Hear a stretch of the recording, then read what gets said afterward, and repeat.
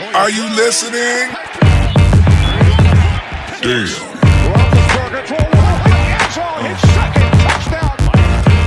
Yeah.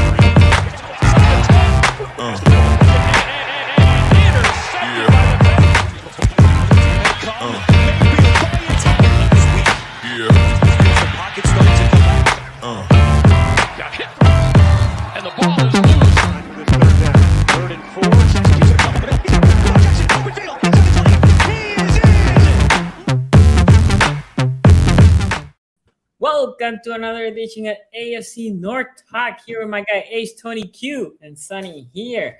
How you guys doing, fellas? Pretty good. Can't complain. Doing well. Excited. Hey, this week there's an amazing 2 games in the schedule, and then there's other 2. Again, it's all about timing, and we're gonna discuss that. You know what? It's just right. Let's go Bengals. I like going Bengals fans first because you Bengals fans, you're always representing. It doesn't matter, good or bad. You're always here. Bengals fans, shout out to you. Ace, you guys are facing the Lions. The Lions are a team. They don't have any wins, but had they been blown out? Oh yeah, by the Bears only. But every other game they have been there. What do you think about this Lions team?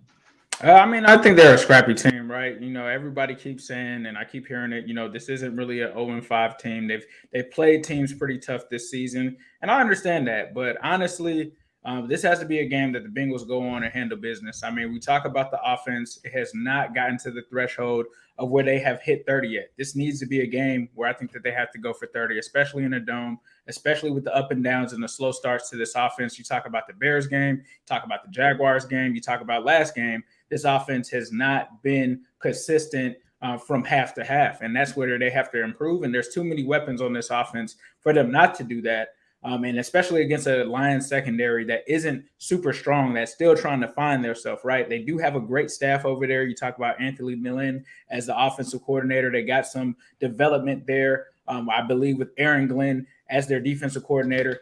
They are an aggressive team. They will blitz you and things of that nature, but this is a team that just needs to step up in the Bengals against the Lions, with them having so many injuries on that offensive line, with them having so many question marks at the wide receiver position. This has to be a game where you jump on the Lions as fast as you can, because you can't play around with a team like this, like you did in the Bears game, like you did in the Jaguars game. You have to be able to prove that you can stand tall with these teams. Now, there is some recent news. The Bengals did just claim Trey Flowers off of waivers, the starting cornerback from the Seattle Seahawks. I doubt that he plays in this game, as we just are signing him today.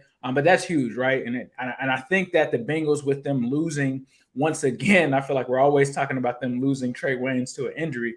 They've lost him again. But I think it comes at a good time against a team like the Lions, where they don't have a surefire wide receiver, right? They do have our buddy Kadero Hodge from the Browns, so I am somewhat familiar with him. But they don't have a guy on there that you're really just kind of trembling about, unless you're talking about TJ Hawkinson, who has, from my understanding, been on the injury report. I don't know if he's cleared as we are recording this today. But I think that you got to get after them.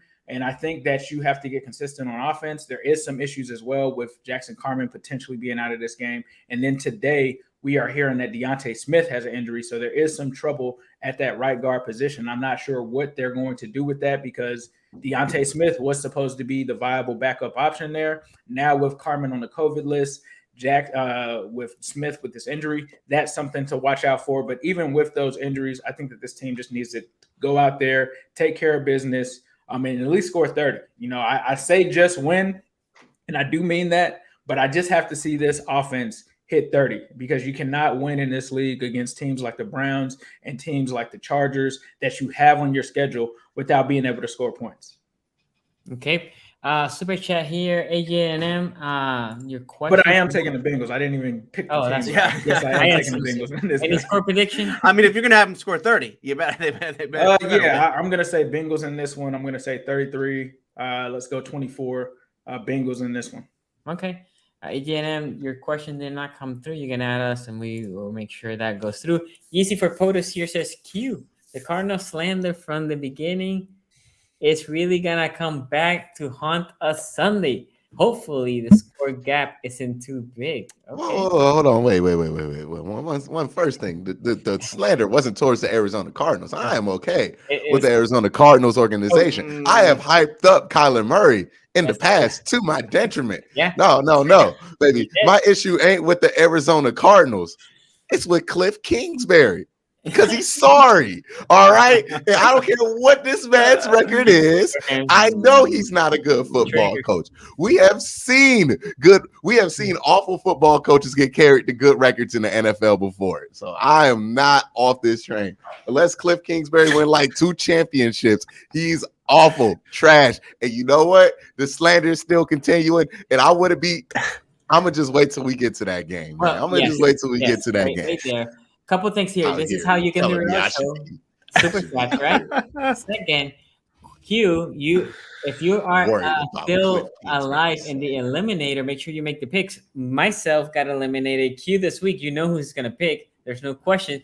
Tony did it. Tony put it out there. Q's gonna do it too. And that's right, Q. If you're still in the eliminator, you got to pick the Browns. I went with the Raiders. My mistake. Raiders. Oof. Yeah, I had New England, and then New England had the COVID. Have you already taken Baltimore? You didn't consider Baltimore? No, I already have Baltimore. You'd already taken Baltimore. Okay. Yeah. Okay. But anyway, by the way, also a pulse out there. Are the Bengals winning this game? Pulse out there. Tony, what do you think about this game? Yeah, well, first thing I want to do, Sonny, look, I your characterization of Detroit, I want to push back on that a little bit because I've heard this a lot. It is kind of this, look at this scrappy Lions team. They are scrappy. They're not. They're really not. I mean, look, you can't be a fake 0-5 team because like all 0-5 teams are bad. Like they're even worse. This scrappiness thing just kind of bothers me about Detroit. Look, that game. Well, you got to give them something, right? You know. No. You can say they find ways to lose. No, not find ways to lose. They lose. They just lose. Yeah, they just lose. They find ways to not get blown out. Look, go back to that 16 Browns right now. Like Niners opener. They're down 31-10 at halftime. Now they had a scrappy second half where they like kind of made it close at the end, but not really. 41-33 final score. That Ravens game, look, we know that Ravens game. We talked a lot about that Ravens game, okay? Talk about teams shooting themselves in the foot. I mean, the Ravens did basically everything in their power to keep the Lions in that game. We talked about it at the time. The Ravens should have won that game by 30. Hollywood Brown chopped 3 touchdowns. Lamar in one of Lamar's greatest seasons he's ever had, maybe even better than his MVP season already. He had one of his dumbest interceptions in that game right at the end to keep the Lions in it. You know, you go to that Bears game, right? Which is the one game where they got blown out. Yeah. They were down 21-0 in that game. I mean, they should have really gotten blown out, but then they got 2 by the way touchdowns at the end to take what was a 20-point loss and turn it into a more respectable 10-point loss. By the way, a Bears team that was fresh off of a 1 net yard performance the week previous. Right. And they're down 21-0 to this team. And then you take this game against the Vikings this week, which, yes, once again, this is a game that at the end of the day, they had the lead at the end. You know, they should have won, right? Much like the Baltimore game. But man, you look at how many things Minnesota had to do to keep the Lions in this one. They're the Vikings were up 13-6 in this one. Jared Goff throws a bad interception, and did the Vikings capitalize? No, they went 3 and out, interception. I mean, they kept the Lions in this one so late. I think the Bengals, like Ace said, I think the Bengals are going to score 30 in this one. The Bengals, the Lions secondary is just not any good. This Lions team is not any good. I do expect that the Bengals should come out, put a lot of points on them. Maybe this game, the scrappy Dan Campbell Lions maybe keeps this one close late. The line on this one is you're calling them scrappy as well. Yeah, well, that's what I'm saying. Like maybe at the end they make the score more respectable, but let's not act like at any point during this game are any of us going to be thinking like, oh, maybe the Lions take them in this one. Look, the only reasons to even think the Lions could keep this close are some of the intangibles about this game, right? Road game for the Bengals. It comes in between. This is kind of that sandwich game where you got a really important Packers game and a really important Ravens game, and this is that game in the middle. Teams overlook all the things about this game you'd say are intangible, because the tangible parts of this game, the Lions defense, very, very bad. The Lions offense, it's also pretty bad. So yeah, I will take the Bengals. I'll take the points in this one, 3.5. What, 3.5? Okay. Q. Oh, wait, before Robbie Schneider here, thank you for donation. Lions, opposite of 2020 Steelers Lions steal. I think he's trying to say they're unlucky. Oh, okay. They're not. And the Steelers were lucky. They're lucky to be in these games at the end. Go ahead, Q. Damn, Tony gave the Lions no room to breathe there. Like nothing. He gave him. It was like, hey, let's just call them scrappy because we got to say something about this sorry team. He's like, no, they're not. They're lucky that the Jaguars exist because otherwise they would be far and away the worst team in the league. Our Jaguars still winless, right? No, they haven't won since forever. Yeah. Oh yeah, they haven't. Wow, they haven't won since week 1 last year. Yeah. Oh goodness. Yeah. Whew. And they play the Texans already. Texans Damn, bro. smacked They might break the Browns losing streak, from when they went with, because the Browns at least got they one win in week 15 that year. You know what I mean? To be fair, they play the Texans again, so who knows? Texas almost beat the Patriots, so like they're sorry, but they're not sorry. You know what I mean? Like they should still beat the Jaguars, even with Davis Mills out there. Maybe they get Tyrod back, it's a wrap for them. You know what I mean? The funny thing though, Quincy, about that is, you talk about that Jaguars last win. They signed Tyler Eifert, right? And this was a year after we came off of 2 wins. Tyler was like, and like after they got the first win, Tyler was like, "Well, I got half of my wins from the previous season, and they haven't won since." And he got really got that back. That's awesome. That's awesome. Good rip. But yeah. So when it comes to this game, Bengals Lions, I think this is pretty straightforward here. I think Bengals should probably win this one. I like the matchups that the Bengals have here.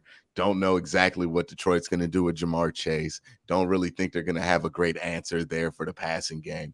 And then when you look at defensively, I think this Bengals defense, when they do have Jesse Bates, is a solid defense too. And this offense that the Lions have, it's horrible. It's awful. I mean, like, yeah, there's the Jared Goff slander that we can go around and do, but like, let's be honest here. Jared Goff's the best player on that offense, and that's not a hallmark of a great offense right there. You know what I mean? The Sewell, he hasn't been blocking well at all because they've been moving him right to left. I don't know what the hell the plan is with the poor guy. And he stunk this year. And then you go to wide receiver, and like, they got Kadero Hodge out there. He's cool, but like Kadero Hodge is like the sixth receiver on the Browns. Like, yeah. I don't know what they got. I don't know what they have. Roster, I understand that. Yeah, I know they got one of the St. Browns, right? Like it's just it's a pretty bad situation out there. And then you got Man Campbell as the coach. Look, Man Campbell is not an offensive genius. We know this about Man Campbell. We know he's more of a pound the ball, I'm gonna keep it simple kind of dude, and you need good players to keep it simple in the NFL. So no, this is a game where I don't really see the path of victory for the Lions here, even if it's on the road, because it's in a dome. It's not like you're in the elements out there, and maybe that affects Joe Burrow arm strength wise. Like there's really nothing here that I can give him to make me think that they'll probably play close, and it might be a scrappy game, and it might look closer on paper than what it is. But I think scrappiness is an illusion a lot of the times, to be honest with you, right? Like I'm not a big fan of like 1 to 2 point losses or 1 possession losses, because I've seen a fair amount of those losses not amount to anything as a Cleveland Browns fan in my life, right? Like scrappiness, I think it's BS most of the time. I think it's just, somebody got to score points at some point in the NFL. And, sometimes it comes like really late. So, yeah, I'm going to go ahead and get this one to the Bengals. What's that going to put them at? 4-2? 4-2 for the Bengals. Wow. So I will say this about this game. Look, this is a game that they should put points, because where the Lions struggle the most on defense is where the Bengals are equipped to excel. Correct? On the passing game, that should be that Bengals have all the. By the way, let me read this here. The trip Lions 2017. So in Trip it's like Tom Brady. Remember when Tom Brady's like, we're only gonna score 17. That's I'm sure that's Bengals. We're only gonna score 20. Okay, but Trip out there waiting for that Bengals downfall, man. Yeah, he's all in. I'm okay. T Grizzly, he praying on their downfall right now. The question in this game is this: the only hope that the Lions have to make it close, as I see it, is the Lions defense can pressure that O-line, and they force Burrow to not be comfortable and cannot make the passes. Because if Burrow has a second and a half, they're done. They're done because the corners cannot keep up. It's not Jamar Chase. The Bengals have multiple guys that they can hurt them. Even Hosanna has been playing really well. Okay, and then on the other side, Mixon is supposed to play, correct, Ace? Yeah, Mixon should be playing. Yeah. It kind of So- similar to the workout that they did with him not really practicing, but will play. Yeah, so the running game for the Bengals still there. So this offense should not be getting a problem against this line. Look, the Ravens basically had a lot of misfortunes for not scoring a lot of points against this team. So the Bengals should be able to. Now, if you flip it on the other side, this defense for the Bengals, T.J. Hawkinson, right? And then the running backs, they love those running backs. They're using on the running game, obviously, but in the passing game, they use them a lot. So obviously, your linebackers have to be key on that. They really don't have that power on the secondary. I'm sorry, on the receiving side, which is where the Bengals struggle. So the Bengals struggle with their secondary, and they don't have anything to exploit that secondary, right? I mean, this should be the Bengals. They should not get any. Yeah, what? Should I give the Bengals the first one of the year? Is this? But no, I think I gave the Ravens this and they blew it. But is this a big? Oh, I forgot the term. I forgot my term. No. Is this a booty beat down? Is this a booty butt cheek beat down? Is this what's gonna happen? The Bengals gonna get it? First one in 3 years of doing this show. We're gonna give the Bengals the booty beat down game of the week, baby. Sonny, you were mentioning the pass rush there and whether or not the Lions pass rush can get to Joe Burrow, which got me down a rabbit hole here as I look through the Lions roster. Who even are their good pass rush? No, I know they have Trey Flowers. No, but they don't pass rush before. When we play the Lions, I said this in that game. I felt like we were playing the Baltimore defense, and we haven't blitzed us a lot this year, but they blitz a lot. That's how they pressure you. So they blitz with 7 and they release Jamie Collins. Like, it just doesn't sound like they're trying to win. Fair. Maybe this is only interesting to me because I'm in Florida. But did you guys see who their leading pass rusher is for the Lions? It's Charles Harris. I don't know if you guys remember who Charles Harris is, but he was part of the 2017 draft class of edge rushers. That was an all-time bad draft class for edge rushers outside of 2 players, Myles Garrett and TJ Watt. Right, that was the same one. I mean, those are 2. Yeah, right. Well, I'm saying like there were 6 guys taken in the first round. If you take out the 2 dudes who could probably be in the Hall of Fame at the edge rush position, right? Yeah, I'm just saying the rest of the class sucked. It's the last guy taken in the first round, so everyone passes on TJ. Like Myles Garrett goes first overall, then everyone passes on TJ Watt, and every single player in that middle part between Derek Watt, Barnett, exactly. Solomon Thomas. Tack McKinley, Taco Charlton. All these guys are on like their 3rd team by now. Taco. Yeah, the waiver wire all-stars. You know what? Taco Charlton from Michigan. He's what? Is he in Kansas City? No. Is he? I know he was drafted by Dallas. No. He's in the division. Not on Dallas anymore. I wonder if somebody in chat would know this. He's in this division, yeah. He's on the Steelers practice squad. I was about to say, I know he's in the division because I remember I always liked Taco Charlton. Right now. Look, I remember that draft because I remember a lot of Ravens fans wanted Taco. And I didn't like Taco. I was like, no. I wanted a corner, but I was not huge on Marlon Humphrey. So shout out to me for that big L.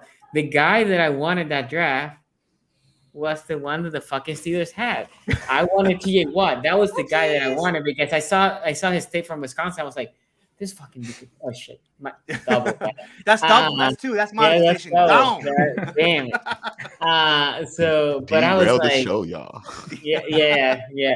Anyway, that T.J. was the guy that I wanted, but Marlon Humphrey became a stud here, and I'm Marlon Humphrey, not a terrible pick. I wouldn't say that was a bad pick for the. It was amazing. Austin's. By the way, the Browns could have had multiple times TJ Watt in Myles Garrett in that same draft. Yeah, they could have took Myles Garrett, and they had multiple opportunities to take. Not like it would have been like applauded at the time, but you could have done it right instead of taking Jabril Peppers. You know what I mean? There was big rumors that the Steelers were very interested in Jabril Peppers that year, and so when Peppers went off the board, it became obvious that they were Steelers going to take. Here's the funny thing about that draft, and I know we're derailing a little bit, but I think this is just a funny story. The Browns probably forced the Steelers' hand into drafting TJ Watt because they took Jabril Peppers, and then they traded up right before them to take David Njoku. Now, David Njoku, he's looking like he might work out now, right? But for a while there, we were like, man, we forced them into TJ Watt to take David Njoku. Well, I guess and we're gonna keep doing it. But since that draft, there's been a lot of people saying, a lot of reporters in Pittsburgh have said that the whole Njoku to Pittsburgh was a smokescreen, and they weren't really that interested in him. Yeah, they I really bet wanted the way that looked like that was going to end out there. But yeah, either way, the Browns took. I bet this Tomlin was like, "Oh, that's a good draft they got there." Jabril Peppers, Miles Garrett, and David Njoku. They traded Peppers. So Peppers got traded for Zeitler, right? No, he was the second first-round pick in the OBJ trade. That's right. Yeah, that's right. In the OBJ trade. Okay. Austin here Enough says, derails. Yeah, shout out to you. Thanks for the donation. One AFC North team will find a way to lose to the Lions. Pittsburgh. I don't know. The Steelers only lose to good teams this year. They only lose to good teams. Look at that schedule. Only losing to good teams. Joshua, thank you for the donation. Ace, opinion on the Trey Flowers signing? Yeah, I've heard some mixed things about Trey Flowers, but I think essentially the thing that kind of drew me to him is he's got starter ability. That's not always a good thing, right? But, as long as you have a guy that has some experience there, maybe it was a bad scheme because that was something similar that we heard with Cheeto, right? And now he's kind of thriving. So Trey Flowers just helps you, I guess, sleep at night. And not worrying about that same injury run at the position that the Bengals had last year, where you got guys that you're pulling up from the practice squad out there starting. So it just gives you comfort that you at least have a veteran there that can fill in that stopgap while a guy like Trey Waynes is out. Gotcha. And then the Trish says, "I'm not trolling." Like that vid, y'all. By the way, he's not trolling. He means that he is actually picking the Lions too. I know. Yeah, to be the Bengals. Sorry. So we're putting polls during this video. So for this one, we have 75 people saying the Bengals are winning. So the community here goes with the Bengals. By the way, remember super chats are available. Also, make sure you hit that like. Okay, let's go with game number 2 here. We're gonna go with the Steelers. The Steelers, again, we talk about timing. The Steelers are getting Seattle, West Coast team coming to the East Coast. And they're starting quarterback, good old Geno Smith from West Virginia. Tony, what do you think about Geno can light it up now. Yeah, listen, Geno. You like Tyler Heineke, Geno Smith. Okay, so that Thursday night, everyone started going nuts about Geno Smith that night. As I do think that it's been so long since we had seen Geno play football that we forgot what Geno Smith football is all about. Like when he threw that interception, I think, it was like, we all had the flash. Oh, right. I remember Geno now. That's him. Got it. That wasn't on him, though. The receiver did fall down. The receiver did trip. But like Geno Smith and interceptions, they just go together. I mean, that is just, they're a package deal. It should be a Minka. Yeah, yes. I think, looking at this football game, this obviously when Russ went down in that game with the finger injury and it got announced after the game that he would not play in this football game, I think a lot of Steeler fans, the whole look ahead thing of like, all right, if we can get past the Broncos, okay, now this team might be 3-3 going into the break. And I think that's, right here as we sit here today, especially given how the Steelers played on Sunday, that has to be the expectation, right? Because as I talked about on Tuesday's show, what we saw out of the Steelers was not just a quality performance against the Broncos. It was the kind of quality performance that we had expected to see coming into the season, which is what makes every Steeler fan kind of perk up this year and say, okay, well, as much as we put this team, as much as we proclaimed this team dead and buried 2 weeks ago, like if they can run the football, if they can get started earlier in football games, well, that's the winning formula that we had all thought this team would be coming in. And I think for this game, it's all about consistency. You run the football, do it early. I mean, this team has scored 2 straight first quarter touchdowns, 2 straight opening drive touchdowns. And I think the key to this one, the reason why the running game was able to get going and they were able to stay consistent with it, is how good it was early in that football game. It's hard for this team when they're running for 2 yards a clip at the beginning of football games, they're getting down early to not lean on the passing game. So I think, everything you're going to know everything you want to know about this game in the first quarter, the first half of this game. That running game can continue to come out there and look good, especially against a bad Seahawks defense. And this Steeler team should have some success and should be able to win this game. Maybe that thing, we talk about Geno Smith. This is a game to get turnovers, right? This is a game to get some pressure on Geno and force him into some dumb throws. And this is a team that has not won games this year because of turnovers as it has in years past. The Steelers got 60 turnovers in the last 2 seasons. This year, I think they have 4 so far, including the James Pierre one last week, which is basically the last play of the game. So I think this is a game about, for defensively, get back on track when it comes to turnovers, right? Continue to pressure the quarterback and force quarterbacks into dumb throws and maybe even a strip sack, something like that. I mean, multiple turnover game here seems in the cards for the Steelers on Sunday night. But I think like every Steeler fan, I'm not going to sit here and say I'm 100% confident. I've certainly watched my Steeler teams come out and play really silly performances against backup quarterbacks. Or we can all remember the Bruce Gradkowski, Raiders game where, just all of a sudden they made Bruce Gradkowski look like a Hall of Famer. Mike Glennon went into Pittsburgh like 5 years ago, then when he was in the Buccaneers, made the Steelers look real silly. Game winner by Mike Glennon back then. So I'm not going to act like this is playoff implications. Yeah. I'm not going to act like this is an absolute. I mean, Garrett Gilbert was throwing into the end zone last year to win with the Dallas Cowboys. So I'm not going to act like this is a absolute sure thing. The Steelers have played dumb games before, but certainly the way that this lines up, what the Seahawks have defensively, especially when it comes to run defense, like this offensive line starting to turn a corner a little bit, get that running game going, limit Ben to the 20, 25 throws that they had last week. As long as this offense can get going early, turn the ball over, I think the Steelers win this football game. And by the way, the line on this game, a very interesting one. It opened, I believe, at Steelers by 2.5, and it has moved. I'm going to check it right now. It opened at 2.5 for the Steelers. It has moved to 5 in some places, 5.5 in others. So Vegas very much likes the Steelers to win this game. Free money, free money. What's that? Free money. It's not this. No. The game that feels like free money this week is that Bengals line. Bengals by 3. Come on, Bengals by 3. It feels like that should be closer to 6. This one, no, I would not be surprised if Chris Boswell's kicking a game winner at the end here, right? And they're winning by 3. This is going to shock not me nor any Steeler fan out there. I am going to predict Steelers to win this football game. Whether or not they win by 5, I wouldn't bet this one. Okay, Q, what do you think of this game? This is a hard one to predict just because I'm thinking like, hey, the only way I think the Steelers realistically should lose this game is if they have just a horrendous offensive performance. The problem with the Steelers is that we know that's not out their realm of grasp, right? We have seen them play well, make you think they got it together. Things are fixed. Things are better. The next week, they lay a complete turd. Like they're hard to get a grasp on. I think every team in the AFC North at this point in the year is just extremely difficult to get a grasp on how good or how drastic their problems are. But yeah, I think the Steelers should win this one. Like, no Russell Wilson, and it's not like they were shooting on all cylinders without Russell Wilson. Like, this is a team that lost at home to the Minnesota Vikings.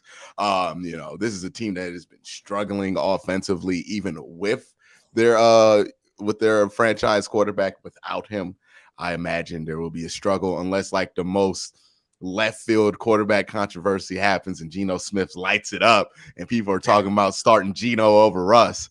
Remember Russ requested a trade in the offseason. People forget about that now because it's like, with so much other craziness happened. Like Russ requested a trade in the offseason. Yep. So he wanted out. So you think him to the Steelers next year? It could happen. I mean, I wouldn't rule it out, right? I mean, you can't rule that out completely. Yeah. Who knows? He might be coming to the Ravens. He might be coming to the Browns. He might be coming to the Bengals. Who knows? I don't think it's the Ravens. I would say not the Ravens. Maybe they're like, hey, Lamar ain't that special. We don't need to re-sign him. I would love that strategy. Send Lamar to the NFC. I don't want to see him no more. Like, you know what I mean?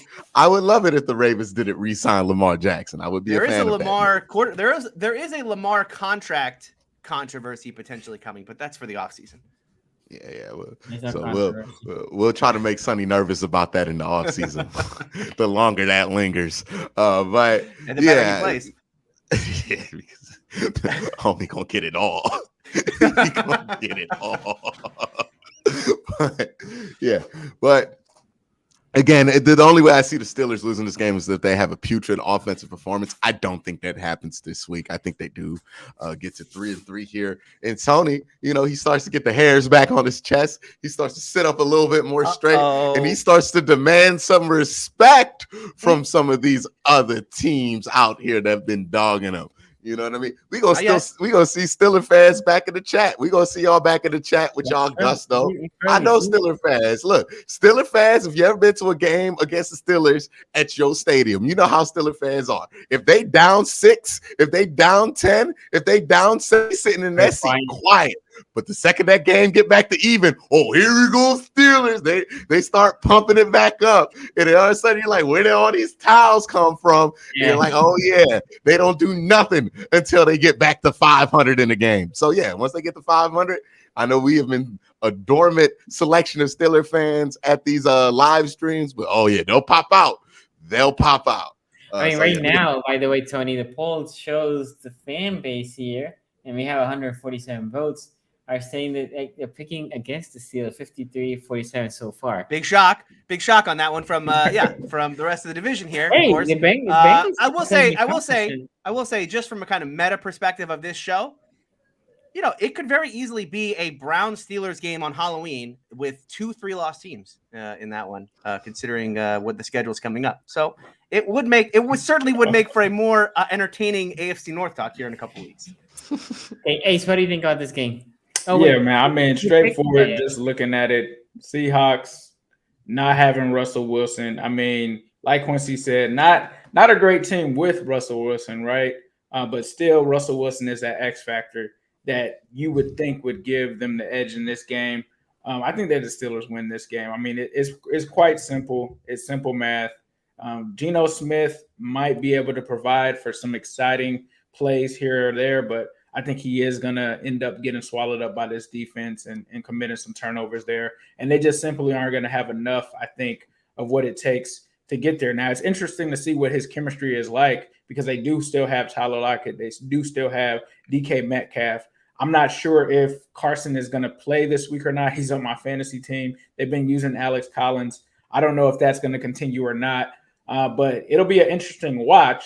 But I got the Steelers in this one. If they lose this game, then there are really some problems in Pittsburgh because this should be a game that they win and get back to 500. So I think that they're gonna get back this week with this game, and yeah, I think that they're gonna take it.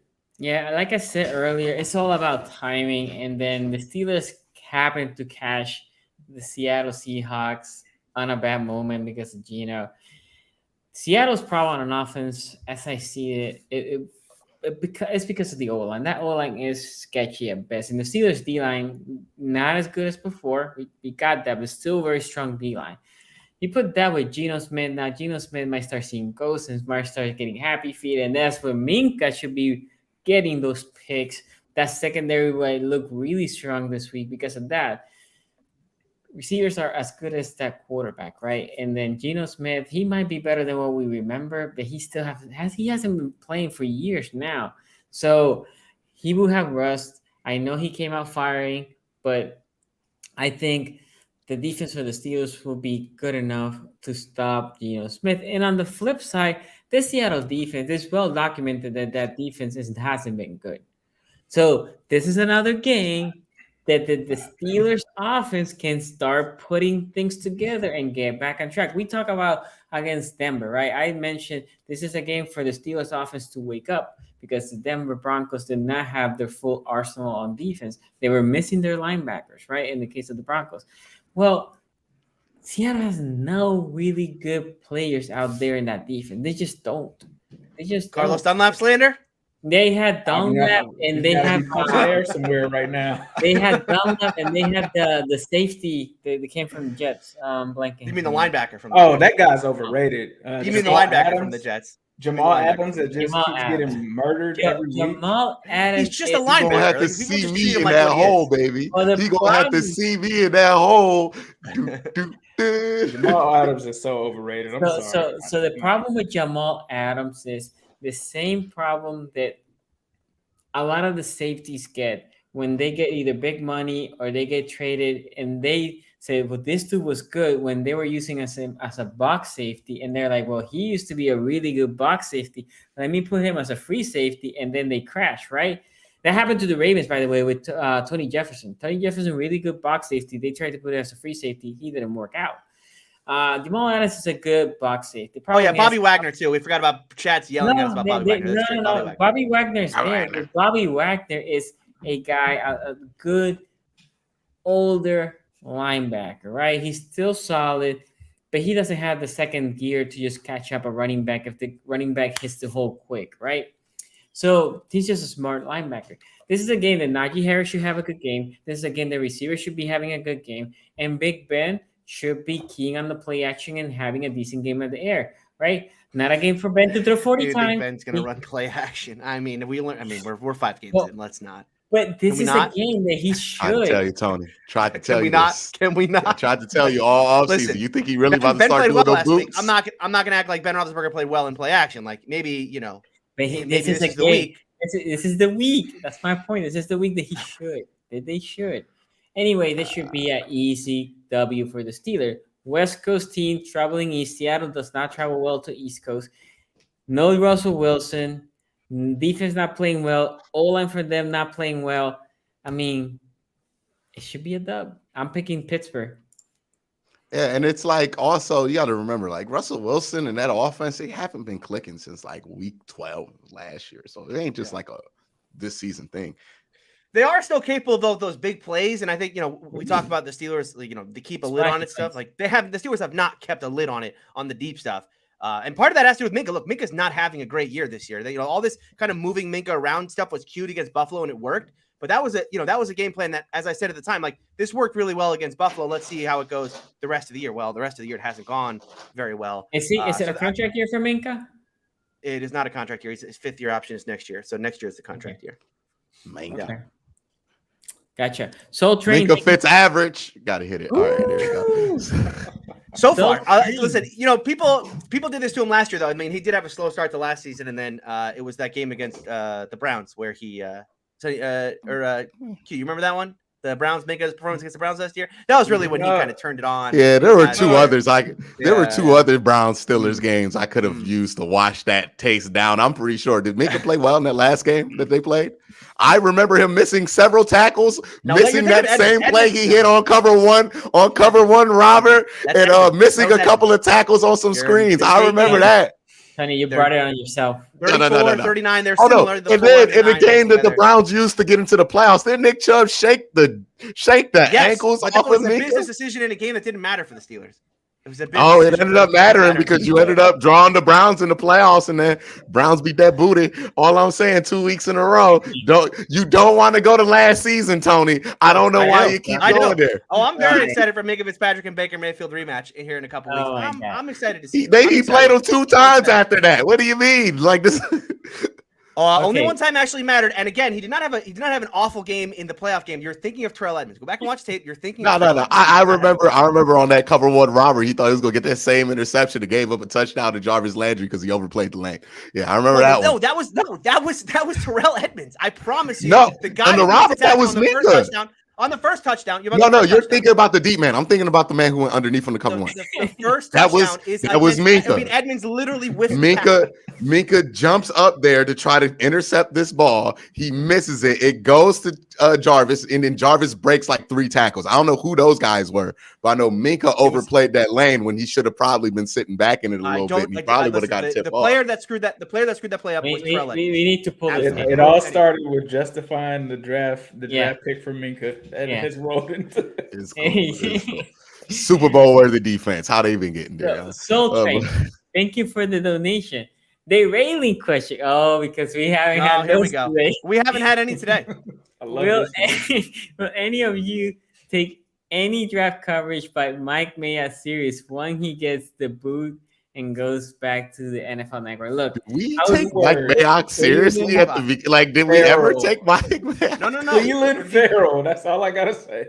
No, it's not. But didn't you guys? Okay, so Mark Davis said this is actually funny. Mark Davis said the other day when asked about who's going to have control, he said, "Well, it used to be 51% John Gruden, 49% Mike Mayock. Now it'll be 51% Mike Mayock and 49% whoever the new coach is, whoever it is." So Mark Davis is trying to claim that Mayock wasn't in control of all these picks. It was actually John Gruden making those picks. Because the picks were weird. If the quarterback wasn't like 40 years old, there's no way that John Gruden was in control.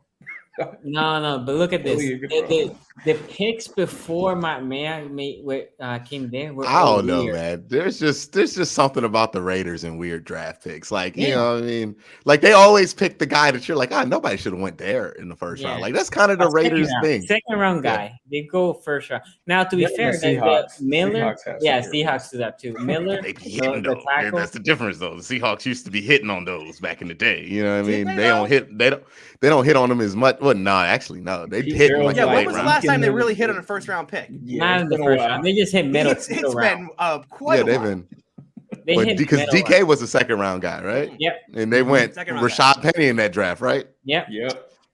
No, that they drafted the kid from TCU in that draft. The linebacker. No, they drafted. Oh no, are you talking about? Jordan Evans. Was it Jordan Evans? No, Lockett was a first round pick. That's how you know it was a bad player. It was a You can't even remember linebacker. who it was. I think you're thinking of Jordan Evans from Texas Tech, who they drafted in the first round. Wasn't Lockett a first round pick? You know how I'm I know looking that? right now. Because I'm Lockett right was after like them. second or third round. Bengals fans wanted Lockett bad. Lockett was Okay, in Jordan the Brooks. like Yeah, third Jordan round. Brooks. Jordan Brooks was was but a that guy. was not the DK draft. That was the 2020 draft. The that DK was draft in the first round is Was- LJ Collier. Yeah, the TCU.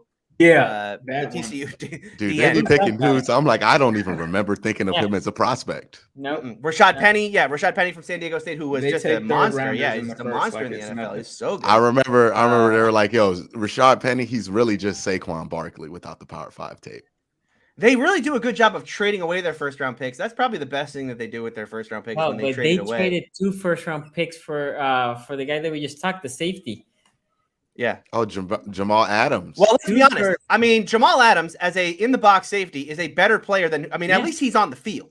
The Yes. guys that we're talking about, those guys aren't even on the field.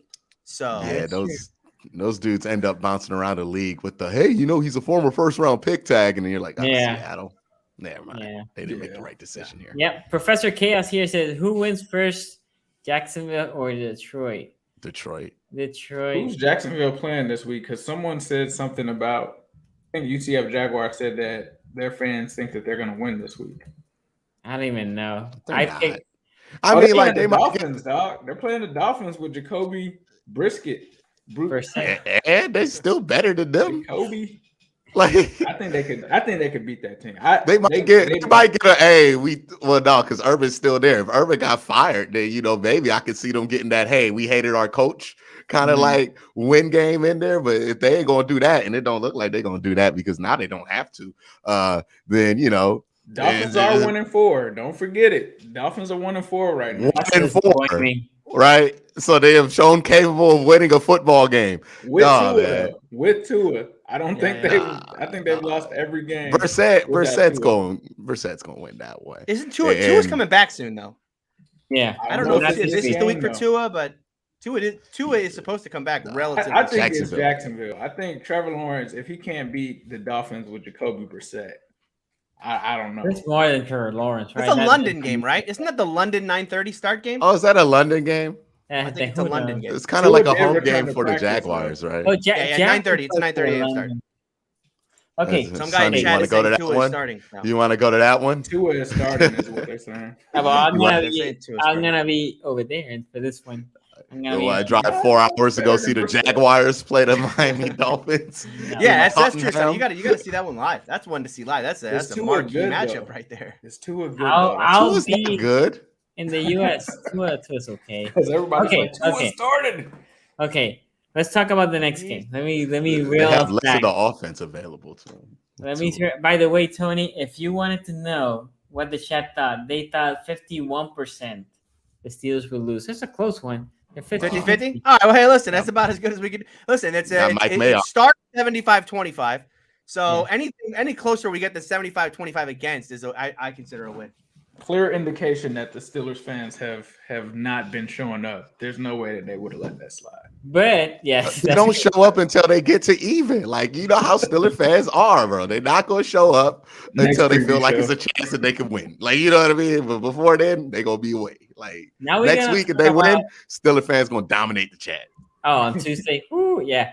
So now we're gonna talk about the other 2 games, which they're very interesting. We're gonna start because I'm very interested to hear Q stick with Mr. King and Q, because Q is gonna pick the Browns in the eliminator. This is his week, but I want to know his. This is a good game, by the way. This is gonna be a really good game. But Q, Right now, we got 20 dudes on the injury report, right? So a lot of this depends on who's going to be healthy for this game. Because if there are some, like, I know I make fun of Cliff Kingsbury a lot because, he's Cliff Kingsbury and it's some of his track record. Like, you have to agree with me, whether you think Cliff Kingsbury is a good coach or not. His track record in college is just hilarious. Like, it is hilarious to think of all the great quarterbacks that he has had under his reign, and like the fact that he ain't ever been like a threat in college football when other lesser programs have been able to do that. But yeah, when it comes to this game, I think going into it, I was a little bit more down on it than I was when I started to look up the specifics of this matchup. And I think the Browns match up favorably. to the Cardinals in this one, right? They're not going to have their 2 starting tackles, but they might not have Chandler Jones, and also, their best pass rusher is JJ Watt. JJ Watt's been okay. He's not gotten sacks, but he's gotten pressures, 14 of them. And I would feel much better about their best pass rusher being JJ Watt, just because the Browns are healthy on the interior of that offensive line. So, you can do something about that, right? Even the way that the Chargers line up Joey Bosa, which is inside outside, the Browns are able to handle that quite well without their starting tackles there. So I'm fine with that matchup there. I like the matchup with these 2 young linebackers in a run-heavy, play-action-heavy scheme here, right? Like, I think Isaiah Simmons and Zaven Collins, I think you can misdirect them all day and get what you want out of them. I think you can really attack those linebackers in coverage, and I think you can really do some things schematically to kind of open some things up. And they're not great against the run, like, at all. I mean, let's not forget, they're 5-0, but they should be 4-1 if Greg Joseph doesn't smoke a 10-yard field goal at the end of that Minnesota Viking games. # don't trust kickers. But, since they did make that move, they trusted the kicker instead of trying to throw a touchdown or something at the end of that game, then, their record is what it is. The Browns are a much better version of what the Vikings do. If the Vikings gave them problems, I can almost guarantee you the Browns are going to give them problems too. So I think that the matchup offensively for this team is going to be one that's favorable, right? You can get big, strong here, heavy packages, 3 tight ends, and power run this thing down their throats. I don't think they can really do anything about it. Remember, Justin Tucker is Justin Tucker. He's not a kicker. I don't classify him as a kicker. So that is what it is there on that side of the ball. On the defensive side of the ball for the Browns, it depends on who's healthy. I don't know if you guys have looked at this injury report. It is a whopper. It is like 14 guys legitimately on this injury report. Have no idea who's going to play, right? Because the Browns usually put out these big ass injury reports, and the guys that you think are going to be okay, like Clowney last week, ends up not playing for a completely different reason than what's listed on the injury report. So have no idea what to make of this injury report. I've stopped trying to make heads or tails of it because it's just not at this point. So I'm just going to say this, depending on them having guys healthy. If you look at how the Arizona Cardinals attack, right, they like to attack that middle short part of the field and that middle behind part of the field, which means a lot of slip screens, a lot of tight end screens. We know it's a Cliff Kingsbury offense. It is the descendant of that old air raid, the Mike Leach air raid, which is basically an evolution of the West Coast offense, which is using the pass game as an extension of the run game, and isolating your best receiver in one-on-one coverage, right? So they're going to attack a lot horizontally. They're going to go side to side and up and down just small parts of the field. The way that they have DeAndre Hopkins line up is they don't move him at all, right? If you look at his directional chart on PFF, he is left to right. That is clearly the way that he works on that field. Left side to right. He is going to be on that side. They run a ton of trips right in Arizona, mainly because they love running them screens. Rondale Moore is going to be on them screens. And I think if that's how they attack the Browns, and the Browns have a healthy JOK and a healthy Malcolm Smith, which it looks like JOK is going to play because he's already practiced. But if they have those 2 available on Sunday, I think they're going to be able to do a good enough job squeezing them when it comes to those screens to the point to where you can have where it's going to be easier to take care of DeAndre Hopkins. I think styles make fights, right? Last week, I would argue that the Cardinals are probably a better team than the Chargers, are probably a better offense than the Chargers. But I think styles make fights in the NFL. And this style does not match up as cleanly as the Chargers did. Last week, before that Chargers game, I was telling everybody, hey, Browns defense is going to give up points. This is not going to look like Minnesota because the style does not match up as well. But this week, style matches up much better for this defense. I think they're going to have a better performance. Arizona they push the ball every once in a while. They'll take a deep shot, but they don't push it with the ferocity and violence that the Chargers do, where I was watching tape, by the way, Tony, and I saw Justin Herbert throw a deep ball into prevent. Like, that's just how they roll out there in Los Angeles. He will throw. There were 7 guys past the sticks where they were trying to prevent this ball go to. And Justin Herbert just launches one into prevent. It is completely volatile how they play offense there. I don't know how Justin Herbert doesn't have like 40 interceptions, but He gets lucky. Like he gets real lucky. But luck can be a skill at some I think point. the I don't know. receivers are also meant for that, No, right? no, dude. I watched that game. I did not walk away from that game by looking at the All-22. And we'll get to this when I talk about the Ravens matchup because you guys played Chargers this week. Did not walk away from that game thinking anybody had a great effort there on the Chargers side of the ball. They benefited from really pushing that thing down the field, and then the Browns the Browns had one play, and I know this is last week, but Tony, you were trying to figure out what the Browns coverage was on that one bomb to Mike Williams at the end of the game. Was it cover 3? Yeah. It was 3 coverages, what I can count, right? Because Ronnie Harrison goes underneath like it's robber, and then what is it? John Johnson is playing that seam like it's cover 2, and then if you notice, AJ Green goes straight back like he's in cover 3 or 6, like he's the deep backer, or like he's the deep blue on that side. So you know what I mean? That's what happened to the Browns. They were running 14 different coverages on one play because they just could not get it under control there. And they gave up 21 points just off blown coverages alone against the Chargers. So, but going into this week, I don't think those issues are going to be as exposed just because I don't think that's how the Arizona Cardinals play football. Cliff Kingsbury, we could say all we want about him. We know how he calls a football game at this point. He's been a head coach for like 10 years. So I don't think that's changing. He's going to do the same thing he's done all year. He's the same thing he's done since he's been in the NFL. And if that's going to be the case, I like the Browns matchup against them. I like how they match up against them defensively if they're healthy. This Cardinals offensive line, they're playing well, but they don't have any studs. And I want to see if that holds up against a Myles Garrett and Jadeveon Clowney attack. I really do. But I think it's all in there for the Browns to win this game and get to 4-2. More so than I thought coming in. I'm much more confident after looking at this game than I was coming into it because, you just look at it from the outside looking in, 5-0 team, good offense again. Browns offense, looked good last week, but had its struggles to the point to where they couldn't put up enough points when they needed it. And you would think, hey, the Cardinals are probably going to whip the Browns, but I just don't think that's in the cards for the Cardinals. I think the Browns match up really well against them, and it's at home. This team's coming out coming out east to west. So, yeah, I think this is a game the Browns can win and definitely more likely should win. Okay, we have a couple super chats here. Mike Henley, shout out to you. Thank you for the donation. I didn't see any question for you, but if you have one, just add us. Seth Baker, just want to say y'all are the best. Thank you, bro. Found y'all from Q and love the debates. Excited to see a competitive AFC North once the Steelers. Let's go up and see what happens. Let's see what happens. It's pretty tight right now.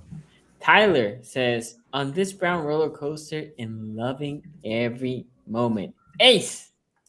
Yeah, for me, I think this was a game that when we kind of did the season prediction show, I think I had this game as the Cardinals winning, and I think that I've been high on the Cardinals for the most part since the offseason when they started out going and picking up some older guys like AJ Green, JJ Watt, going out and getting guys, and I think that they were really laying the foundation of putting a better team around Kyler Murray, right? Because that's where it always starts. And I remember the first time that we played Kyler Murray, he ended up beating us at the end with a scramble and didn't really have much on his team, but Kyler Murray was the difference in that game. And I remember me and Zim convincing Bengals fans to say, hey, it's time for a new quarterback because Kyler Murray clearly outplayed Andy Dalton, clearly was the better player just as a rookie. And so Kyler Murray, I think he's a special guy. He's a special kind of quarterback.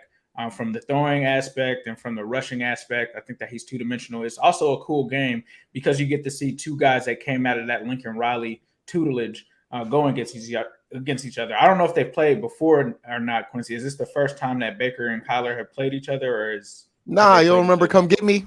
You don't remember Come Get Me at the end of 2019? Yeah. That was the first time they matched up. Yeah, and I was in Arizona. Yeah. So, yeah, and I think both quarterbacks have definitely taken their game to another level since that first matchup. So I think that this will be a super exciting game to watch, honestly, coming into this game.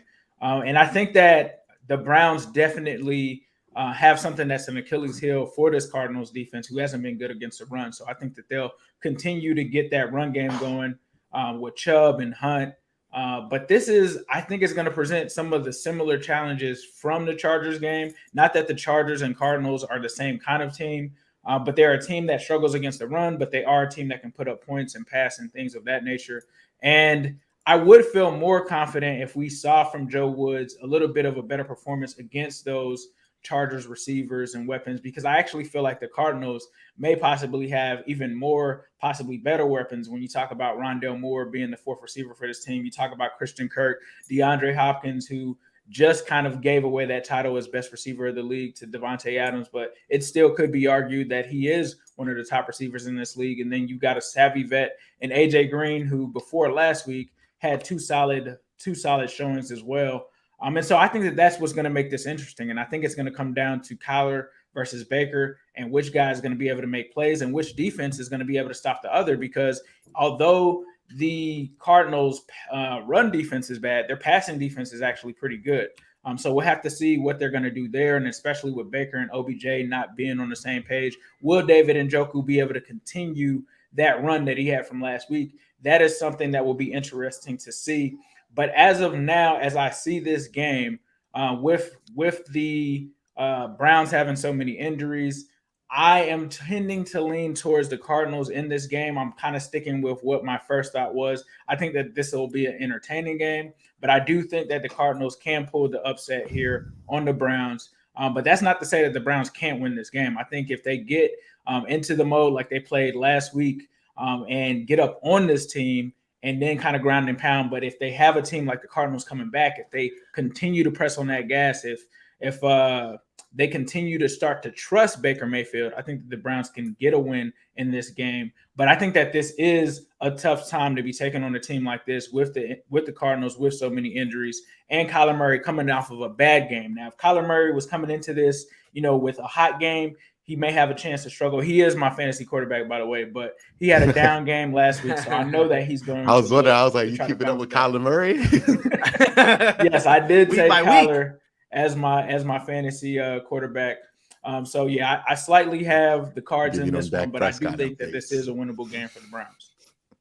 Yeah, we got a couple super chats here. We got a super sticker, I believe it was, from Odessa Hall Menifee here. $10 super sticker. Appreciate that. I love the sticker, by the way. Shout out, Des. A couple other super chats here. One from Misfit Culture TV says something to look out for. Cardinals have a possible COVID issue going on. The starting center is out. Chandler Jones possibly out with COVID. I do think, just talking about, my analysis of this game. I think Q hit it spot on as far as kind of the matchups and where the Browns do match up well against this Cardinals team.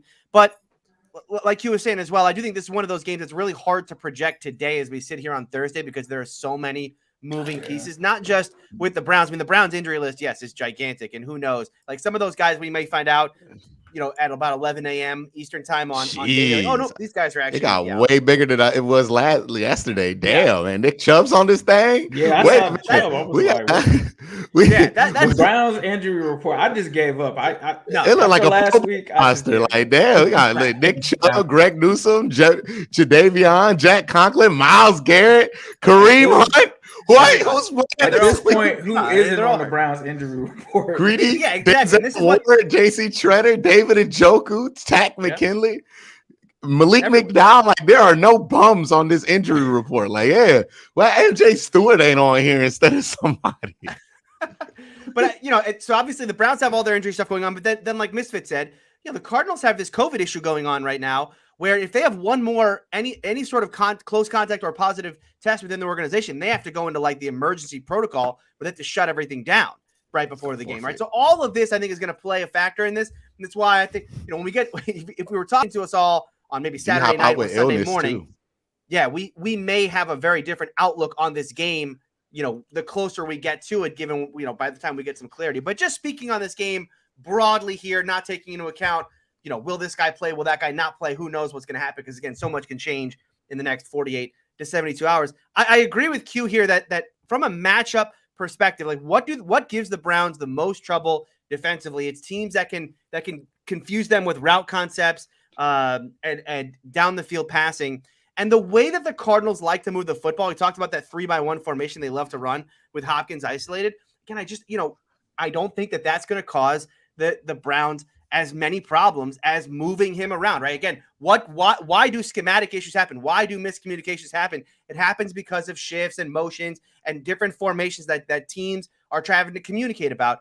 When the Cardinals are going to come out in, I don't want to call them a stagnant offense. It's not stagnant, but again, they are more predictable. I just don't know that I love the Cardinals matchup here. The other thing is, this pass rush, if they can get to Kyler Murray, especially when it comes up the edges here, Kyler loves to escape the pocket and ad lib. That is his game. Clean pocket, broken pocket, doesn't matter. Kyler Murray is most at comfort now in kind of being mobile and running around and doing the crazy stuff. Well, as we, who else is like that? I mean, Patrick Mahomes like that a lot, right? Patrick Mahomes loves to kind of, he does his thing. We saw against the Buccaneers when he was getting pressure and he was trying to escape even a clean pocket, going backwards wasn't advantageous for him against the Buccaneers, right? A team that was really able to get after him. If this Browns team can really get after Kyler, especially on the edges there, and start to get him going backwards, but not give him running lanes, I think this could be a matchup where the Browns defense looks far more like the team we saw in that 2-game stretch where they looked absolutely dominant defensively than the games that we saw them where they were, borderline pathetic, right? Like we saw last week. So I do like that matchup there. And then, on the other side, we've talked about this. The Browns should probably have some success running the football in this game. I will say, though, the secondary for Arizona, this is a team that just continues to add talent. Byron Murphy's a player not a lot of people talk about, but he's turning into one of the better corners in the National Football League. He was a guy the Steelers were looking at coming out of Washington a couple years back, same draft class as Greedy Williams. He's turned into a real player. Budda Baker, we talk about those kind of top safeties in the league. He's always in that conversation, and for good reason. Very good player there. So that they just continue to add talent. Now, again, is Chandler Jones going to play? I think it's going to be a massive piece of this game. Is it whether he plays or not? The Browns. This is a home game for the Browns. I believe the Browns are favored in this game by 3. Last I saw it. Mm-hmm. I think 3.5 around there. Let me double check that real quick. Yeah, it's 3. It's 3.5 in some places. It opened. So this game opened at 4.5 for the Browns. It has come down to 3 and 3.5. So Vegas kind of leaning. It's plus Browns here, given that the Cardinals are 3-0, 5-0. Yeah, well, rating again when these Vegas power ratings don't take into account record. Record is just a number for when it comes to the moving the money like this. I think this is an interesting game. Again, so much is going to change between now and game day. But as I look at this game and I kind of analyze the X's and O's of this game, I do think the Browns have the real advantage here, not only from being at home, but just schematically, the way that the Cardinals match up against the Browns defense. I think that's advantage Browns. And that's really where the Browns have struggled this year is teams that can kind of light them up, light up their defense. Those are the games they really struggle with. So I'll take the Browns in here. I'll take the points. By the way, over under in this game is 49 or 49.5. Maybe an underplay here. Maybe an underplay here. A lot of people expect. Maybe an underplay here. Over. No, this may be when I actually take the under. Let me go through some super chats and then I'll comment on this. We have one from Rick Atkins. Shout out to you, thank you for the donation. Murray is like quick little spider that's hard to step on, but it's really satisfying when you finally squish. Sir. Yeah. Kyler, a franchise QB, unlike Baker, recent cards win. Okay. Misfits Culture says it's loads management Q. LL Cardinals this Sunday, then a Thursday game to boot. Plus Clowney and the secondary did practice today. Okay. Yeah, I don't know about if it's load management. Like maybe with Nick Chubb, it's load management, but dog, they've been injured. Like, let's not act like we ain't seen these dudes fall to the ground during the game on Sunday. Like, they're injured. And you're gonna be going into that Thursday night game. I don't know with who. Because like maybe that's another thing though. Another thing I forgot to mention. I don't know how this got forgot to mention. I don't know if Jarvis is playing this week, but he's eligible to play. So, no, he's not. They didn't I read today he's not playing? Yeah, I think know. Let me see. Mary Jo, whatever her name is, she said no. Mary Kay. Mary Kay, sorry. Let me see. So by the way, okay, yeah, he's not playing. That's half right. Before I get my take, right now the voting is 59% of you guys think the Browns win. Look, Well, It's Tony, funny. also, she has 3 names in her surname, so it's Mary Kay Kabat. So, like, you were 1/3. Oh, I always thought it was Cabot. Kabat. Monte. Okay. Nice. I don't know if it's Cabot or Kabat. Every All I said was 2 words. So of the 2 words I said, half of them were right. Okay. yeah. I just know that she's like the shams of like Brown's Twitter, right? Yeah, her. Yeah, it's really just her and maybe like Brad, but like that's it. And so what I Tony would say about Grossi? the Cardinals- Is that his name? Grossi? Tony Grossi? Tony Grossi never has any of the leaks. The team hates him. He has no inside leaks on the round. Like, Hey, you he know, was it's on Madden. garbage. Wasn't he on Madden one year? He was on Madden one year. Like, he made it big. Yeah, that was back when he had good relationships with the team, like in 2005. You know, when they stunk. Tony Grossi was meant to cover this team when they stink. So, like, now all of his coverage just smells of just like, oh, well, I think this team stinks anyway. Yeah, he's Mark Madden. He's Mark Madden of the Browns. Yeah, he's only useful when the team sucks. Like, that's the only time Tony Grossi has any audience or is any useful is when the team. There's a lot of guys in the media like this now. I mean, the whole ESPN 850 lineup is that for Cleveland locally. You know what I mean? It's just kind of built for when this team sucks. But, you know, other than that, they're fine. So what I will say about this, what's Malcolm Gladwell to 10,000 hours or whatever it is? They've got quite a few. I don't know if it's 10,000 yet, but they got quite a few. Oh, yeah, they've gotten their 10,000 hours in as the Browns. Yeah, I mean, I couldn't imagine covering this team for the last 20 years. I got lucky. I started covering this team when they had a quarterback. So, you know, can't really comment too much on what they've been through because I wasn't out here making videos for Deshaun Kaiser like that year. Like, no, man, I was watching them games. I wasn't covering them. Okay, so what I will say about this game, the Cardinals, when I went back and watched some of these Cardinals games, it's funny because you see all the firepower, right? You see the Hopkins, the guy from Texas, the stretches the field, Kirk, and then you got Moore, and then you still have AJ Green as the fourth. Rondale Moore is so fun. He's kind of receiver. He's a problem. But so you think about that's a lot of firepower to have on the receiving side. And still, I mean, we're talking about a team that even though all this firepower is, it never feels like how Tampa Bay held back by their offensive coordinator. Yeah, but like they are number 4 in the league in scoring now, though. It is. I mean, they are. Yeah, I mean, like, talking about an explosive offense that doesn't feel explosive by the way that they're using these players. I mean, I could point to you the system that they're using that doesn't attack downfield as a key reason of why they probably don't feel that explosive. And guess who's the pioneer of that? Cliff Kingsbury. But the Bengals are kind of like that team that has a bunch of weapons where we're like, you're not wrong. 18th in scoring. You're not wrong with that. Y'all feel more explosive because y'all throw that thing downfield to Jamar Chase whenever there is doubt. Like, but look, I mean, scoring offense is not how I would rate this. I mean, the Cardinals are a top 10 offense by efficiency, right? DVOA puts them top 10. Cincinnati's like 20th in offense. But my point, Tony, my point here is they are top 10. They have the talent to be a top 10 easily, right? We're not talking about a team that is overachieving their talent. They have the talent to be a top 10. It's just right now you see them playing and you're like, if Kyler Murray doesn't move here and makes the play, put it like this. They have a wide receiving core that even if you didn't have Kyler Murray, it should be a top 10 offense, right? If you insert there, I don't know. Aren't they a top 10 offense? That's why I'm confused, right? Yeah, Arizona's a top 10 offense. They're a top 10 offense. They are. Yeah, they are. Let me rephrase my argument here. This offense should be top 3. They should be how their firepower is. It should be no question. Especially if you don't have a good secondary or pass rush, they should be just destroying these teams. And I don't feel like the Cardinals are hitting that part, right? They are a top 10 offense because they have so much talent that you can put an average quarterback there and they still could be a top 10 offense, right? That is my point. I'm not saying Kyler Murray is an average quarterback. Oh, I was like, we going there with it. No. I was like, damn. No. I was like, multiple different ways.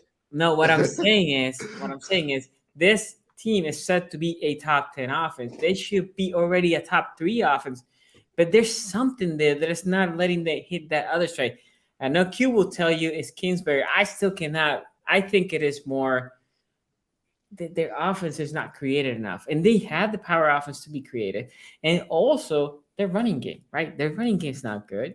I mean, they have Tony's boy there, James Conner, He hasn't. James Conner has not been bad. I mean, It's we don't not need this. been terrible. No reason to slander James Conner this year because he's actually been decent. It's not Was been he wearing terrible. like number 6? He's wearing 6. Yeah. Yep. Yeah, He looks yeah. weird out He there. had that crazy catch last week. Did you see that? Like on the sideline where they were like, It's the new number, incomplete. man. You get them And then them single digits, you could catch the ball. Anyway, better. That's why they wear 'em. I think the matchup between them, it helps the Browns that they don't run an exotic offense, meaning the Cardinals. So the Browns can sit more in the traditional defense and still be fairly good. The O-line for the Cardinals is still, it's good, not great. And then also very underrated, ex-Raven Max Williams. I love Max Williams when he was here. He's injured. He's not gonna play. I think he might be out for the year. He's gone for the year. Yeah, I just wanted to mention him because he was a That- Raven. that- That's what that was. No. I always like Max Williams. He was playing household name Max Williams. Hold on, wait. Max Williams, double X coming out of Minnesota. I remember I thought the world of him coming out of me Minnesota. too. Listen, the Steelers fans wanted them to take the biggest problem with Max Williams, he cannot stay healthy. He's a decent receiver. Yeah, he's a good tight end when he plays. The problem is, health-wise, he ain't there. Okay, let's go here with Colt. Shout out to you. Thank you for the donation. Sources confirm that Denzel Ward does indeed have an ankle. That's a Tony Rizzo joke right there. Deep cut, Colt. Deep cut.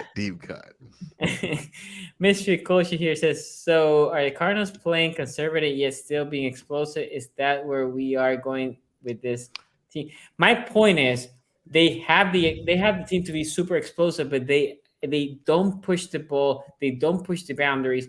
Yeah. They don't attack downfield as much as you would think they would with those weapons. Yeah. But they get a lot of big plays just because Kyler's a great athlete, or Rondale Moore's a great athlete, or DeAndre Hopkins is DeAndre Hopkins, right? Like that's why they get these yards. Again, like my argument isn't that the Cardinals stink. I think the Cardinals are a very good team. I think you can make the argument though that maybe they're not coached the best, but we'll see. You know what I mean? Like that's my argument with it. Like everything that the Cardinals do, I think you could probably do it better with somebody else because we know what Cliff Kingsbury is. I mean, look, he didn't go winless with Patrick Mahomes. He just never won the Big 12 with Patrick Mahomes, and I think that's a red flag. Don Burr here says Ace Lions Bengals matchup. Speak on it, Lions fan. By the way, Don Bird, we did that at the beginning. It's all good. It's all good. I did see Don come in, so he must have joined us late.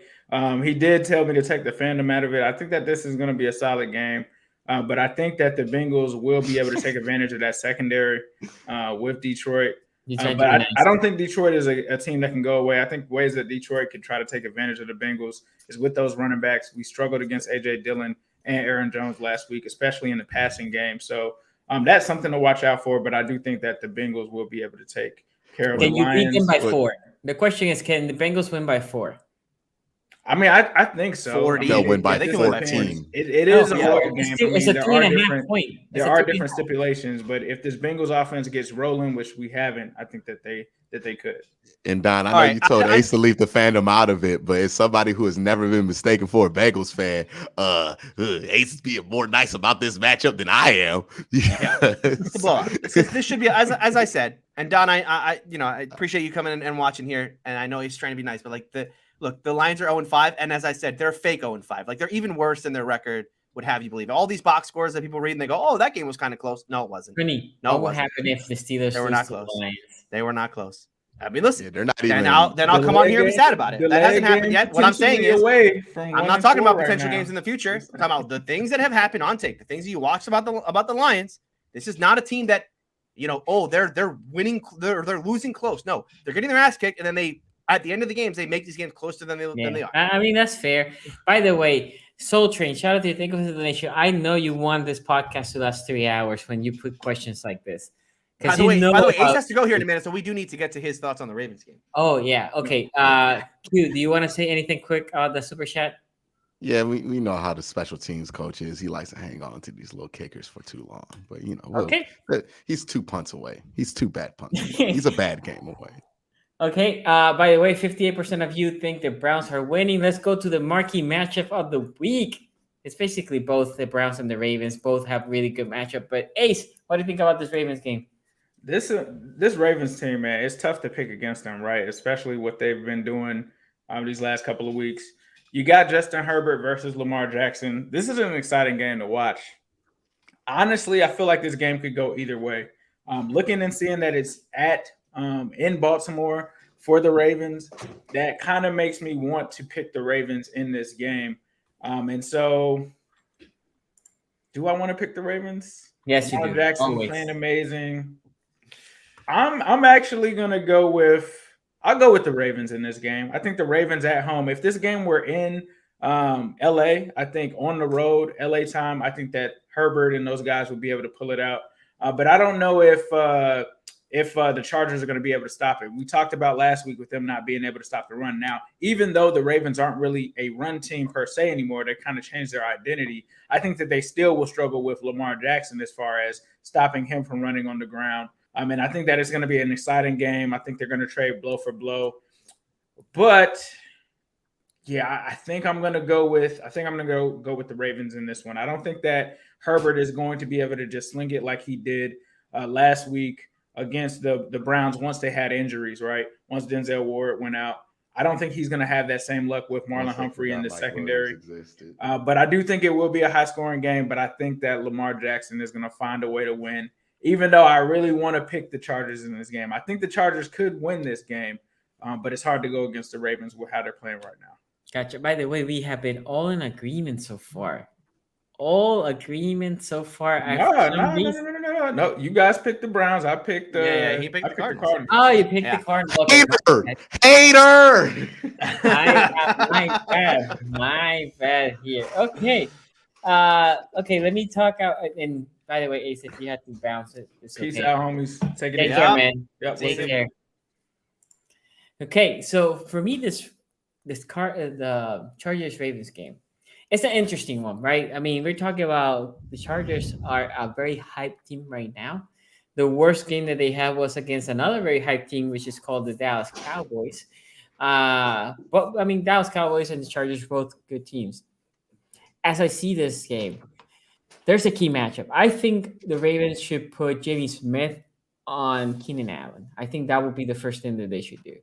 They should go more to playing man, and they should put Marlon Humphrey, Mike Williams, which having one of that's probably his best season so far, Mike Williams. The problem that I have with this match. Are you benching Anthony Averett in this scenario? No. What happened to Averett? No. Well, you will rotate Averett and Jamie Smith. No. Again, as I said, I think Averett played well. The game plan wasn't. I think they were scared of the kid from Ohio that they have over there in the Colts. Mm-hmm. Campbell. He's a burner, and they were basically saying we're just gonna get cushion because we're afraid that he can burn you, right? There's no fear of Keenan Allen burning Averett, right? So even Averett should be able, as long as they play him with bump and run. My fear, Tony, the matchup on our defense that I'm scared the most. Let me know. Can you guess it? Eckler in the passing game. Eckler, and Mr. Patrick Queen. That is the matchup. That is the matchup that I'm afraid the most, because if they're smart, they will isolate Eckler and Patrick Queen, and that's where the Cardinals can have success. That is my fear. Also, the missed tackles. The missed tackles will drive Sonny crazy. And actually, this game, I'm hoping I'm not jet lagged to watch this game, and because I'm gonna be in Florida, so it's gonna be an early game for me. Missed tackles is the problem that the Ravens will have, and the Eckler matchup against Patrick Queen is what concerns me. Other than that, the secondary, I think we match up well, their receivers with our corners.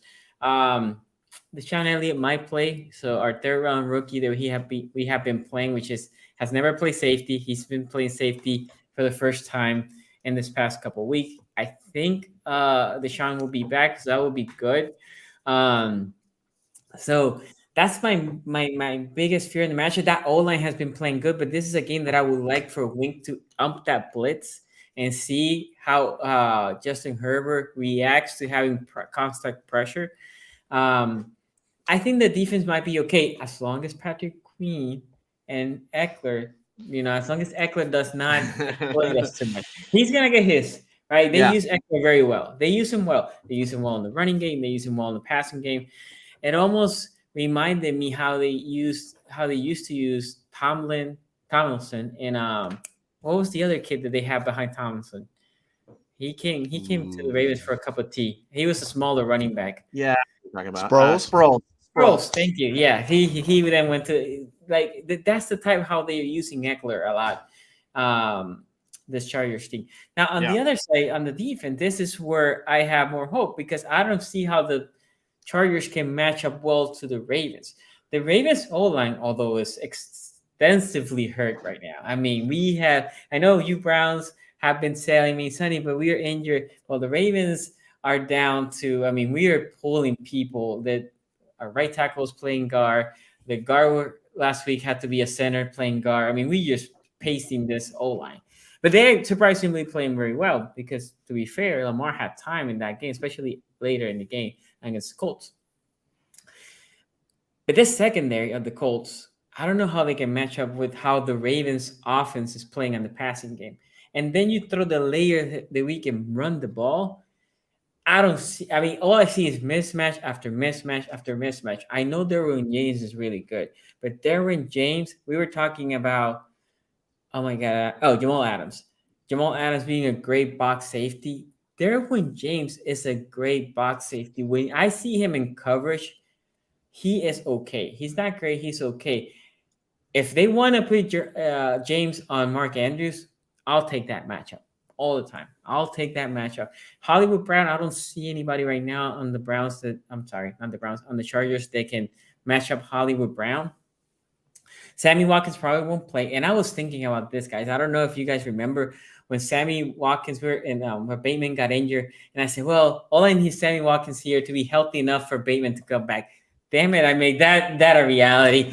But Bateman's going to be on a pitch count, right? Did I read that right? He's probably going to be on a pitch count. But I will say this. You can see James Prochet playing very well right now. He's fighting for every yard, every time.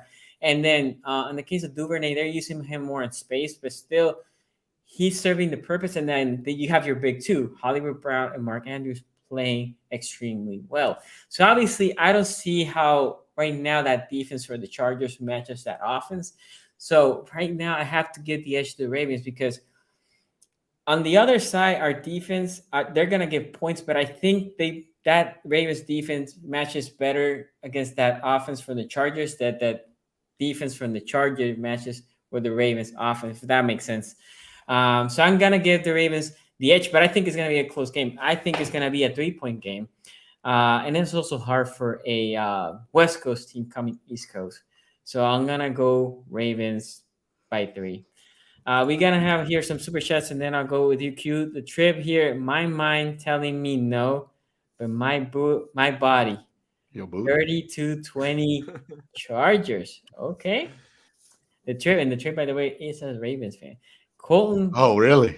Yeah, I'm pretty sure the Trip is a Ravens fan. Trip's a Ravens fan. No, I know for a fact Trip's a Ravens fan. Colton Carson here says, this Lamar revenge game from 2018, no one is talking about it, but Lamar never forgets, and we've seen how he plays in revenge game. Cup Titans, it's different. Which time though? Which time versus the Titans? Like it wasn't the next time around. Yeah, it was like the third time around. Well, it's like 3 years later. I mean, look, this is like 3 years later. I guess you could throw the Chiefs in there. That took like 3 years. Like I don't know if that's like building the narrative. Oh man, he gets revenge on he has to come back the year after he like messes up the first one. The Titans was a year after. It was just a year after in the playoff. There's a game. Yeah, it was a third meeting. 2 games later. Yeah. Now, later. Yeah. He played really good. The defense played horrendous in that first game against the Chargers after the loss. But this Chargers team is not even the same, right? It doesn't even feel the same. That was Phillip Rivers. They have other players. I mean, this team. I don't know. It feels like a different Chargers team. It's entirely different. Schematically, it's different. They weren't even 3 years ago. City. Yeah, they were in a different city.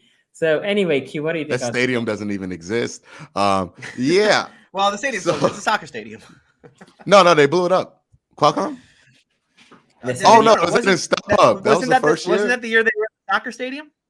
I don't know. They've been out of San Diego for a while, man. Yeah, I don't know. Yeah. You might be right. Oh yeah. They were in StubHub, the home of the Los Angeles Wildcats in the XFL. Shout out Joe Nubo. He actually went to the last XFL game that ever happened. But yeah. So with this game, it's another one of them. I was like, oh, going into it, man, I think the Chargers have a good chance to win. And I look into it, and I'm like, okay, well, the Ravens do have some DB issues, and that might be an issue with how the Chargers push things down the field. But I don't think the Ravens are. I don't know. I don't know if the Ravens are susceptible as to what happened with the Browns, right? Because the Ravens might be susceptible for different reasons. Because they're going to blitz, and they're going to blitz every down, and they're going to leave people out there, and that might be an issue. But Justin Herbert does not make great decisions. Like, I know we're talking about him as MVP candidate, this and that. And look, I'm not trying to take anything away from Justin Herbert, but just go and look at some of the decisions he makes. He is default deepest route every play. He don't think of nothing but the deepest route. He could have an open underneath throw. He going to take deep ball. He going to take the 50-50 ball. And if that's his mentality, I don't know how big of a game he has versus the Ravens, just because I think their safeties are going to communicate and hold up a little bit well. The Chargers secondary, though, they're leaky downfield. And I'm going to say something I don't think I've ever said. It's time to start Hollywood Brown on your fantasy team this week. Hollywood. I mean, it is a week to start Hollywood Brown on your fantasy team, because also we start Mark Andrews, because I know the Ravens saw what the Browns were able to do with David Njoku, and they're like, oh, we could do this with Mark Andrews, most definitely. Now, Derwin James is a menace to society. He didn't have like the biggest number game against the Browns, but like if you just watch the tape there, he blew up so much stuff versus the Browns, just being athletic and being as good as he is. Like, he's a true box safety. Like, we talk about Jamal Adams, and we give him all that love. He's better than Jamal Adams at this point. More rangy and just a better linebacker too. But so he's going to be a little bit of an issue there when you're talking about trying to get some of these things open here in the slot. And maybe if you're trying to do some design runs, like this is a week where if they do decide to waste Derwin James on the spy on Lamar, and you got to hope that Lat has a big game or somebody else has a big game behind him, just because I think if you take him away from the run game, or at least away from the running backs, and he's focusing on Lamar, you can open up a lot of lanes there in the run game there. So I like the Ravens' chances here. And I don't think the Chargers are going to play as well as they did last week. I think they didn't really play well last week as much as like the Browns defense played pretty horrendously. Like, I mean, I'm not joking about those 21 points on 3 plays that they gave up just off of pure miscommunication. Not saying the Chargers offense isn't good, but 47-point good, I think, is a little bit inflated of how good they are. I think Baltimore wins by like 10 plus points today. I mean, at home. Ooh. Yeah, I'm going to take Baltimore. I'm going to take the points, and I think this is a easy, strong, well, not an easy, a strong win for them. 2 things before you take it, Tony. Baltimore has not been blitzing as much, Q. They have been actually getting some pressure with 4 or 5, which, to my surprise, I've been loving. Dafe, man. The jersey has been ordered. Second, oh man, what was the second? Wait, when's that jersey get to you though? When does that jersey get to you? Because that's when your streak gonna run out. Who knows? I don't know. International shipping. Yeah. I got international shipping. All right, so it's not gonna be here Sunday. All right, so yeah, Ravens by 10. Ravens by 10. The second that jersey comes in, it's gonna be. You can't wear it on air yet. You can't wear it on air. You gotta let the chain play itself out. You know, the other one that I ordered was a camo Lamar. I like that one. I like that one. Anyway, Colton Carson still feels that 2018 pain. I can't wait for Sunday. By the way, Colton, I was there. I was there in that game.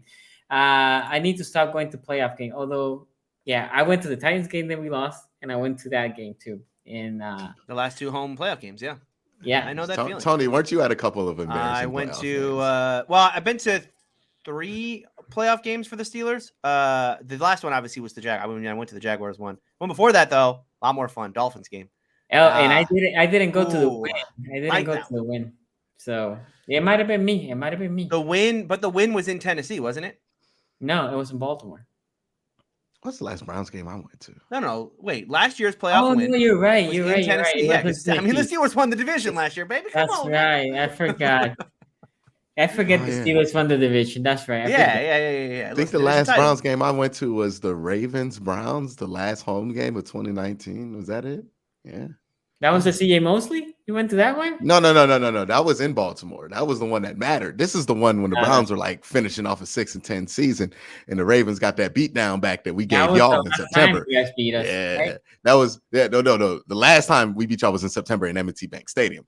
This was you guys coming back and being Chubb, like, the Nick Chubb game. Look. This is y'all coming back and being like, y'all know that was a fluke, right? Not to derail the show, but Q was talking about Steelers fan. I told this story before. This lady, Browns lady, right? He has all the gear and a couple of Browns fans next to her. She sits next to me and she's like, can we not talk trash to each other? Let's just enjoy the game. I mean, she was like 40s, right? Mm-hmm. And I'm like, sure. I'm very respectful, especially with women and older women. I'm like, yeah, sure. I told her I'm just gonna cheer every time the Ravens do. First lead the Browns come. She's like, she looks at me, and she's like, yeah, that's what we do. And I'm like, what? Rap birds. And I'm here, like, I try not to, because the Ravens were winning before that, right? I'm like, I'm trying here and that, and then the interception. She again looks at me, and I'm like, what is this? I thought we were like in peace before the game. You set it up.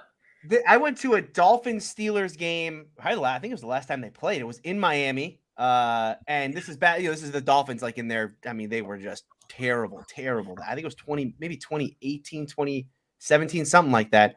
Steelers were good. It was 2019. They were terrible too. Oh, no. It might be. I don't know. They've been terrible a couple times. I remember 2019. 2019, they legit threat to go 0-16. I'm forgetting what year it was. But anyway, it was 2016, the year I also went to the playoff game. Yeah, so it was in Miami. Dolphins are terrible. Steelers are good. And all the fans around us, my brother and I are there, and all the fans are like, oh, come on, guys, take it easy on us today. Like, let's not get too rowdy. We're like, okay, that's fine. Yeah, no worries. Like, we're not gonna get too crazy. And of course, Ben Roethlisberger gets hurt in this game like 5 seconds into the game. Ben Roethlisberger's out, hurt. Landry Jones comes in. Landry Jones is absolutely terrible. The Dolphins take a lead, and these fans start going. I mean, like they never watched the Dolphins win a game before. Then Ben does this thing where he comes back in the second half. He was trashed. He wasn't want to lose that football game. Yeah. No, it's funny, like opposing fan behavior, because it's because like when Steeler fans come to Cleveland Browns Stadium, they're usually like really quiet until it gets to the points where all the Browns fans leave, because it's usually how those games went back in the day. Was like the Browns fans would get blown out, and then Steeler fans would start doing their chants after like they're up 20 or something like that. Yeah. But when that stadium is still full, the Steeler fans are like, oh no, we in a bad neighborhood energy when they be. I will never go to another road game again. I mean, dude, I went to a Jaguars Steelers preseason game. Okay. Yeah, and nobody likes the Steelers. When the Martavis Bryant scores a long touchdown to like start that game. Right? I'm in a section. It's maybe like a quarter Steelers fans. Guy in front of me. After Martavis scores, I get up and cheer. The guy gets up in front of me, starts going, say something. He gets up in my face, say something. I'm like, bro, it is a preseason game. What are we talking about? Say something. Yeah, it's completely weird. But I know when Buffalo came to town that year, boy, them Buffalo fans, they didn't care where they were. They were at home because they came up in that stadium. They were like, yeah, F the Browns. And we're like, we have a rivalry? What's going on? Buffalo fans are coming out of the woodwork. Anyway, Tyler just says, speaking of tickets, just bought week 14 Baltimore at Cleveland. Hey, man, go enjoy that game. But, Tony, what do you think about this game? Hey, speaking of tickets, I don't know if my wife's watching today, but listen, she said if that final game is relevant between the Steelers and Browns, we're going. So just going to hold her to that because Steelers looking a little, it might be a little relevant. We'll see. All right, Ravens and Chargers, another. I mean, if last week was an appetizer game in the Brandon Staley versus modern NFL offenses. The Browns, their running game against that Chargers defense, the Chargers defense that loves to play too high. Hey, if you want to run the football on us, that's fine. We're here to stop your explosiveness.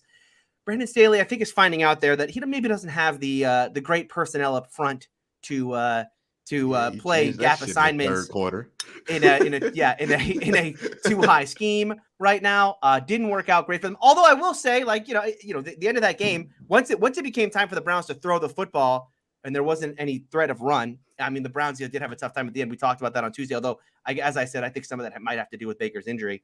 Now, this game, though, should be like the final boss, right? I mean, if Browns was the appetizer in can you defend the run, well, then the Ravens is the final boss because this has been the most dominant rushing football team since Lamar Jackson took over, except this year. This year has been it's kind of a turn it on its head style of offense in Baltimore. They have not been a dominant rushing team. Well, they did keep that record alive this year, the running for over 100 yards. They're not running for 200 over people anymore. I mean, the one time they did that this year, that was against Kansas City. Kansas City, as we're finding out, is not just a bad defense, a historically bad defense there in Kansas City. I'm intrigued in this one. I'm intrigued to see if the Ravens do come out trying to run the football and if they still can be super dominant as we've seen them be in years past. Right? This is a team that when they run the football well, they run for 200. They can run for 300 yards on you when they're doing it well. That version of this Ravens team, though, again, as I said, we haven't really seen that since Kansas City. We've seen them be good enough in the running game, and we've seen Lamar go off. But this is a Chargers team that is built, again, to stop the kind of deep passing stuff that we saw oh my God, that we've seen this Ravens team do for the past couple of years. So I'm really intrigued to see this defensive matchup. Brandon Staley against Lamar Jackson. Lamar Jackson playing as well as we've ever seen him play, specifically as a passer in the National Football League. Greg Roman doing a great job of scheming guys open and Lamar finding them. As Q said, Hollywood Brown. Hollywood Brown, by the way, is a start in any week. I mean, Hollywood Brown is playing the best football of his career. Doesn't matter what defense they're going up against. Look at Hollywood's numbers every single week. The one bad game he had, the one quote unquote bad game he had was against Detroit, where as we've touched on a billion times this year, he dropped 3 touchdowns in that game. He dropped. By the way, 3. you saw Byron Scott and Hollywood Brown go back and forth. Not to derail the show even more. No. You have to go find it, and then we can talk. Is it on Twitter? He did it live. I guess Byron Scott has a show, and then Hollywood Brown responded to him, and then Byron Scott not only went after Hollywood Brown, then he also said, "Are you don't want to mess with me because you don't want me to pull your stats in the NFL." I mean, wow. Byron Scott was like active. It's exciting. Yeah, he was like, go upstairs and look at pictures of me standing next to Ray Lewis. Oh, he said, I have a name. What have you done? Now, the point, what he was saying about Scott's in that Joey Porter tier of like memorable NFL players because of like what they did off the field more so than what they did on the field. Like I believe Joey Porter is second most sacks in Steeler history. So I mean, yeah, Joey Porter was a solid player, but I never was like, oh man, Joey Porter, like it was James Harrison or anybody else on them. James Harrison, the leading sacker in, you know what I mean? Like, yeah, remember like, Joey, Jeremy. You don't remember that? No, I don't remember any of that. Right. No, that was before my time. All I'm saying is that there's a Hall of Fame tier of those players that he's like referring to himself, and then Bart Scott out here like, nah, man, you wasn't T Sizzle or Ray Lewis or Ed Reed on the defenses. You was Bart Scott. You know, it was good, but you know, he disappeared. But look, I'm gonna tell you this: you almost saw him in Cleveland one time. That tells you he wasn't a Hall of Famer. What he said about Hollywood. What he said about Hollywood was, Hollywood, you will not be a starter in any of the AFC North teams. And then he took it longer, and he said, you wouldn't even start in any of the AFC teams. No, that's wow. That was not true. Time. He would start for the Jaguars. He would this year. I mean, Jaguars, Texans, but even in the AFC North in the AFC North, how Hollywood is playing, how he's currently playing, he will be a starter. Look, he will be a starter in the Steelers. He will be a starter in the Browns, right? I don't know. Browns want to start definitely with Juju's injury, he would definitely be a starter now for sure. The Browns want to start him because they don't throw the ball Chase down anyway. the field right he now, will start over Deontay right now. No, he wouldn't start over Deontay. You would start him over Chase though for sure. And Would you start him over T Higgins on the Bengals? No, the only the only one is like because he would have to play Jamar Chase's position. Yes, that's what I would say. Chase is the only one right now that I would say, well, he probably would have started with Chase. But I would start him over Deontay. And the Browns right now, Odell, right now, he hasn't been playing well. And before Odell, who's their stretch guy, right? Shorts. Hollywood will play better than Trey Archer. So my point, his point was so bad. Anyway, they drew up a damn fourth and oh my god, they threw up another play for Anthony. No, they did. Schwartz. No, I love it. I love it. Every time they're like, listen, what's the line from Negro? Stop trying to make fetch happen. Listen, to justify the keep pick. trying to make Schwartz happen. No. It's Listen, like they're drawing up plays for Anthony Schwartz, but then when it's like, yo, let's get Odell more than 3 targets. We don't know how to get the ball to him. You're not drawing anything up for him. Why is it always Odell being on the decoy? Odell had one-on-one coverage at the end of that game, and there wasn't even a check for the quarterback. Did you see that at the end of the game? I was infuriated watching the tape. Odell was out there one-on-one tight coverage with the safety off on the other side, and they didn't even shouldn't there be an alert? Odell got tight coverage one-on-one. Let's just peek over there and see if he beats him off the line of scrimmage. No, it's not even a peek. I don't know if that's a Baker thing or a Kevin thing, but that's got to be a Baker thing at some point because Baker just got to see that and be like, you know what? I don't care what's called here. I'm gonna go peek at that real quick before I throw this out to Rashard Higgins. Hey man, hey. Anyway, you can finish your 10 thoughts, Tony. By the way, I beat him off the line of scrimmage and was wide open on that play, but we wasn't even peeking there because why would you peek at the best wide receiver on your team in one-on-one tight coverage at the end of a game? Go ahead. Turn on Stefanski. You ready for Pfeiffer yet? Just let me know. I want to finish. I want to finish on the Ravens real quick because defensively things are interesting on defense. Obviously, I have been a broken record on Patrick Queen. I won't go back into that. He's just not good at football yet, or maybe ever. But this Ravens defense is, I don't know what to think about them. I almost want to just say they're just bad. I mean, I just think they might just be a bad defense that has had they've had big moments, right? They've made big plays at times, but generally speaking, again, if you remove the outliers, right? You remove the worst plays, you remove the best plays, you just kind of take what they are. Aren't they kind of every time, unless they're playing the Lions or the Broncos, right? This is a team that defensively just has not been impressive. Yes, they had a big play against the Chiefs at the end. Dafayowe forces the fumble. Against the Colts, the Calais Campbell blocks a field goal. But just on a down-to-down basis, what is this Ravens defense right now? Seems very leaky. And I think that from the Chargers' perspective, I don't know that it's just going to be a situation where it's going to be only Eckler. I think they're going to try. I think that the Chargers are going to try and scheme up some things that confuse the secondary here. You have young players like Averett. Brandon Stevens is playing a ton right now. I mean, I know you're confident in Jimmy Smith, Sonny, but I don't know that the Ravens are going to want to play Jimmy Smith that much right there. I think he's on more of a pitch count, right? Because he's up there in age and he is getting. I mean, he's hurt every other week. So if I'm Brandon Staley, I'm trying to scheme up things down the football field the same way that we did this, or the same way that they did against the Cleveland Browns, and try to beat this team with big plays down the football field, knowing that, like you talked about, there should be this team should be able to have some success underneath. Go to Eckler, as they've done a ton this year. Jared Cook's been an asset for them at times. I really want to talk myself into picking the Chargers in this football game. But it does, this Ravens team, for whatever reason, they're either the 2020 Steelers, right? Well, we're just gonna keep going this team's good. Yeah. This, even though we're every week we're that was a weird one, but they won. And then they fall apart. We go, do it.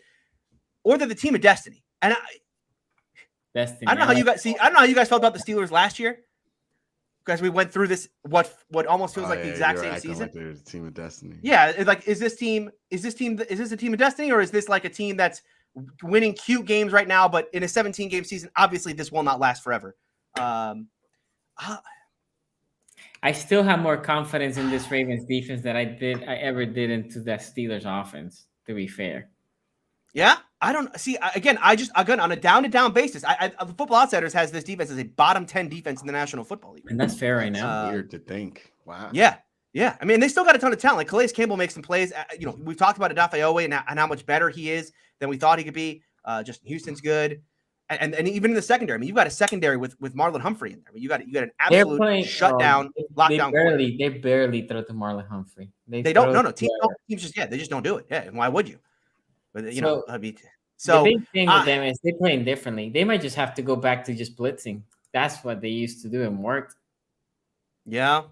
You don't want to do. I don't know if you want to do that. I mean, do you trust? Because you're going to put guys in one-on-one here with Justin Herbert and Mike Williams or Keenan Allen, or do you trust your guys in those one-on-one situations? Feels almost like the Ravens got burned in week 1 doing that, right? I mean, Derek Carr just kind of burned them so many times.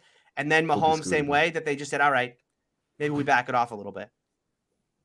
But I don't know that it's again. I know that they had success against the Lions and Broncos, but that was the Lions and Broncos. They didn't have a ton of success against the Colts, and I don't know that they blitzed a ton and played a ton of man in that game. So it feels like with this Ravens defense, Martindale is trying to figure out like how do I put these guys in situations that is advantageous to them. He hasn't figured that out yet. I don't know that the Chargers game is where he figures that out.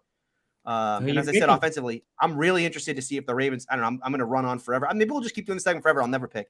Are you picking? I guess I'll take the Ravens. I'll take the Ravens. I'll take the Ravens team of destiny stuff here. Like, I got, as you said, West Coast team coming east. It's a 1:00 start, so it's a super early start for the Chargers. I'm gonna go against my better judgment here, because if you ask, like, in my head, when I analyze this game, like X's and O's, I think the Chargers win. I think the Chargers might blow them out. I mean, like, X's and O's wise, like the Chargers should probably blow them out.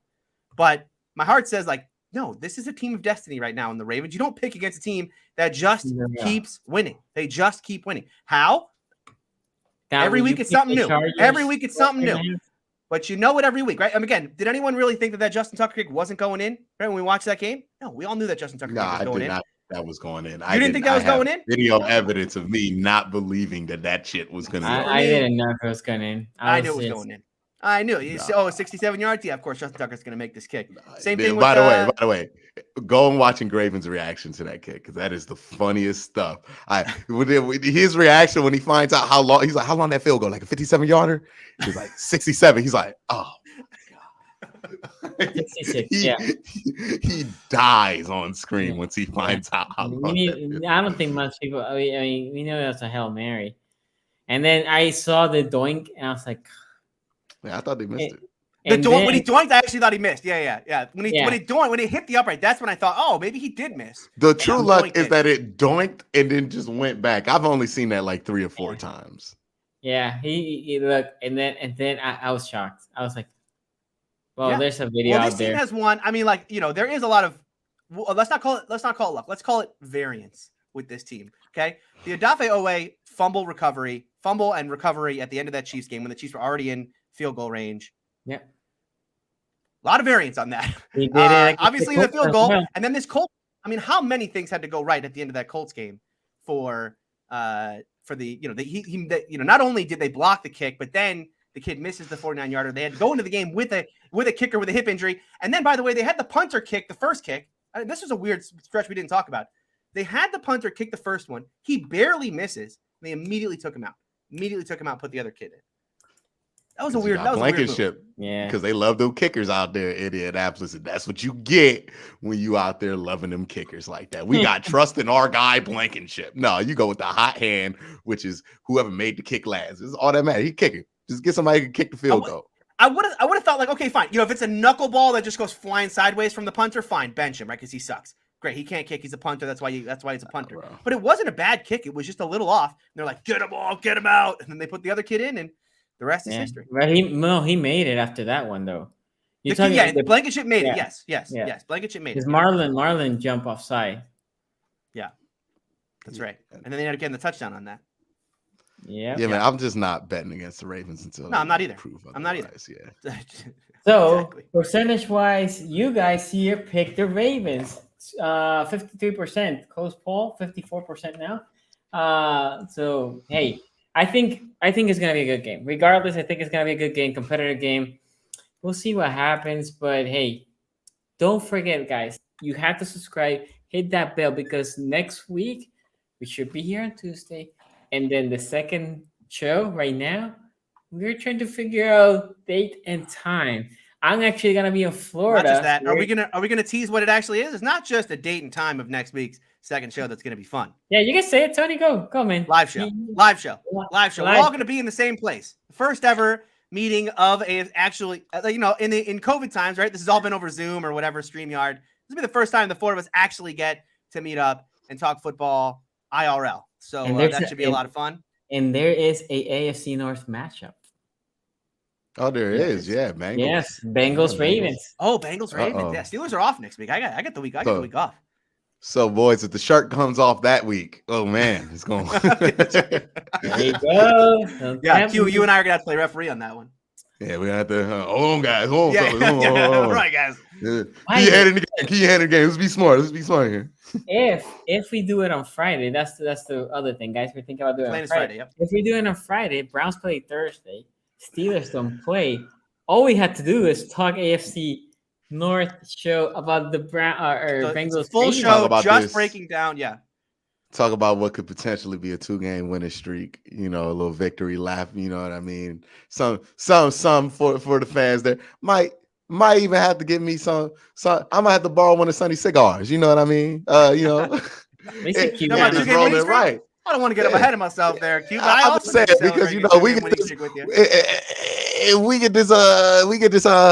this Cliff Kingsbury pack this week. I'm gonna wait till I'm in Florida to go with that one. You know what I mean?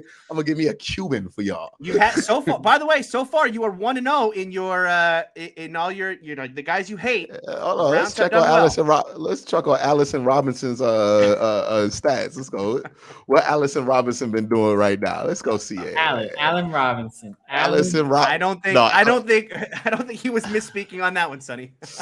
Let's go. Oh, I didn't mean Allison Robinson. I meant Allen Robinson. Let's go.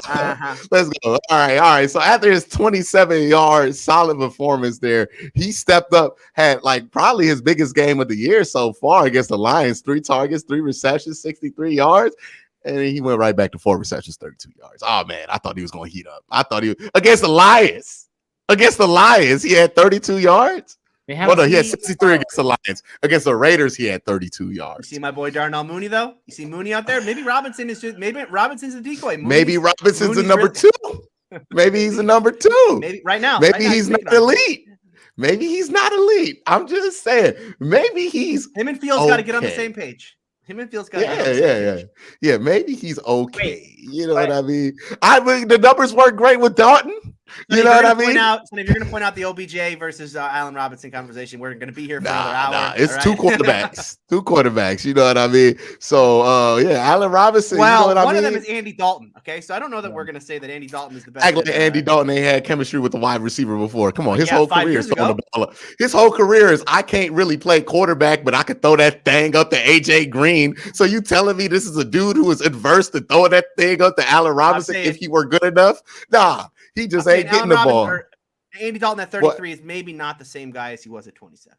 Allen Robinson had a log of 12 yards versus the Raiders.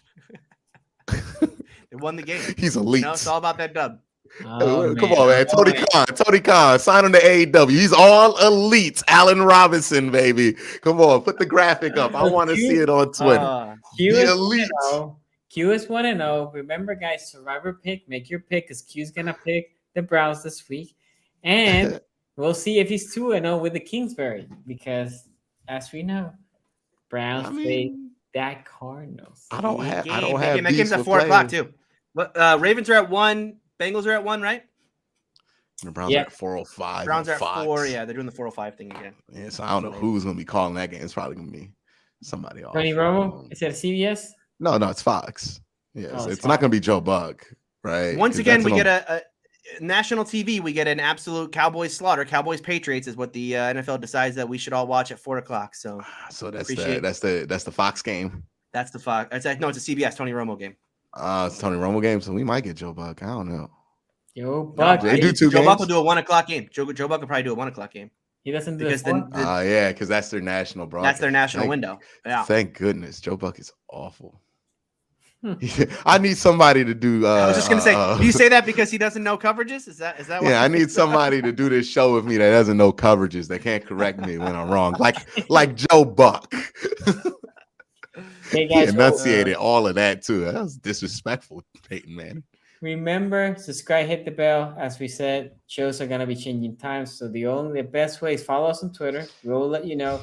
Hit that bell, and we'll see you next time. Peace out. Have you ever? Are you listening? Damn.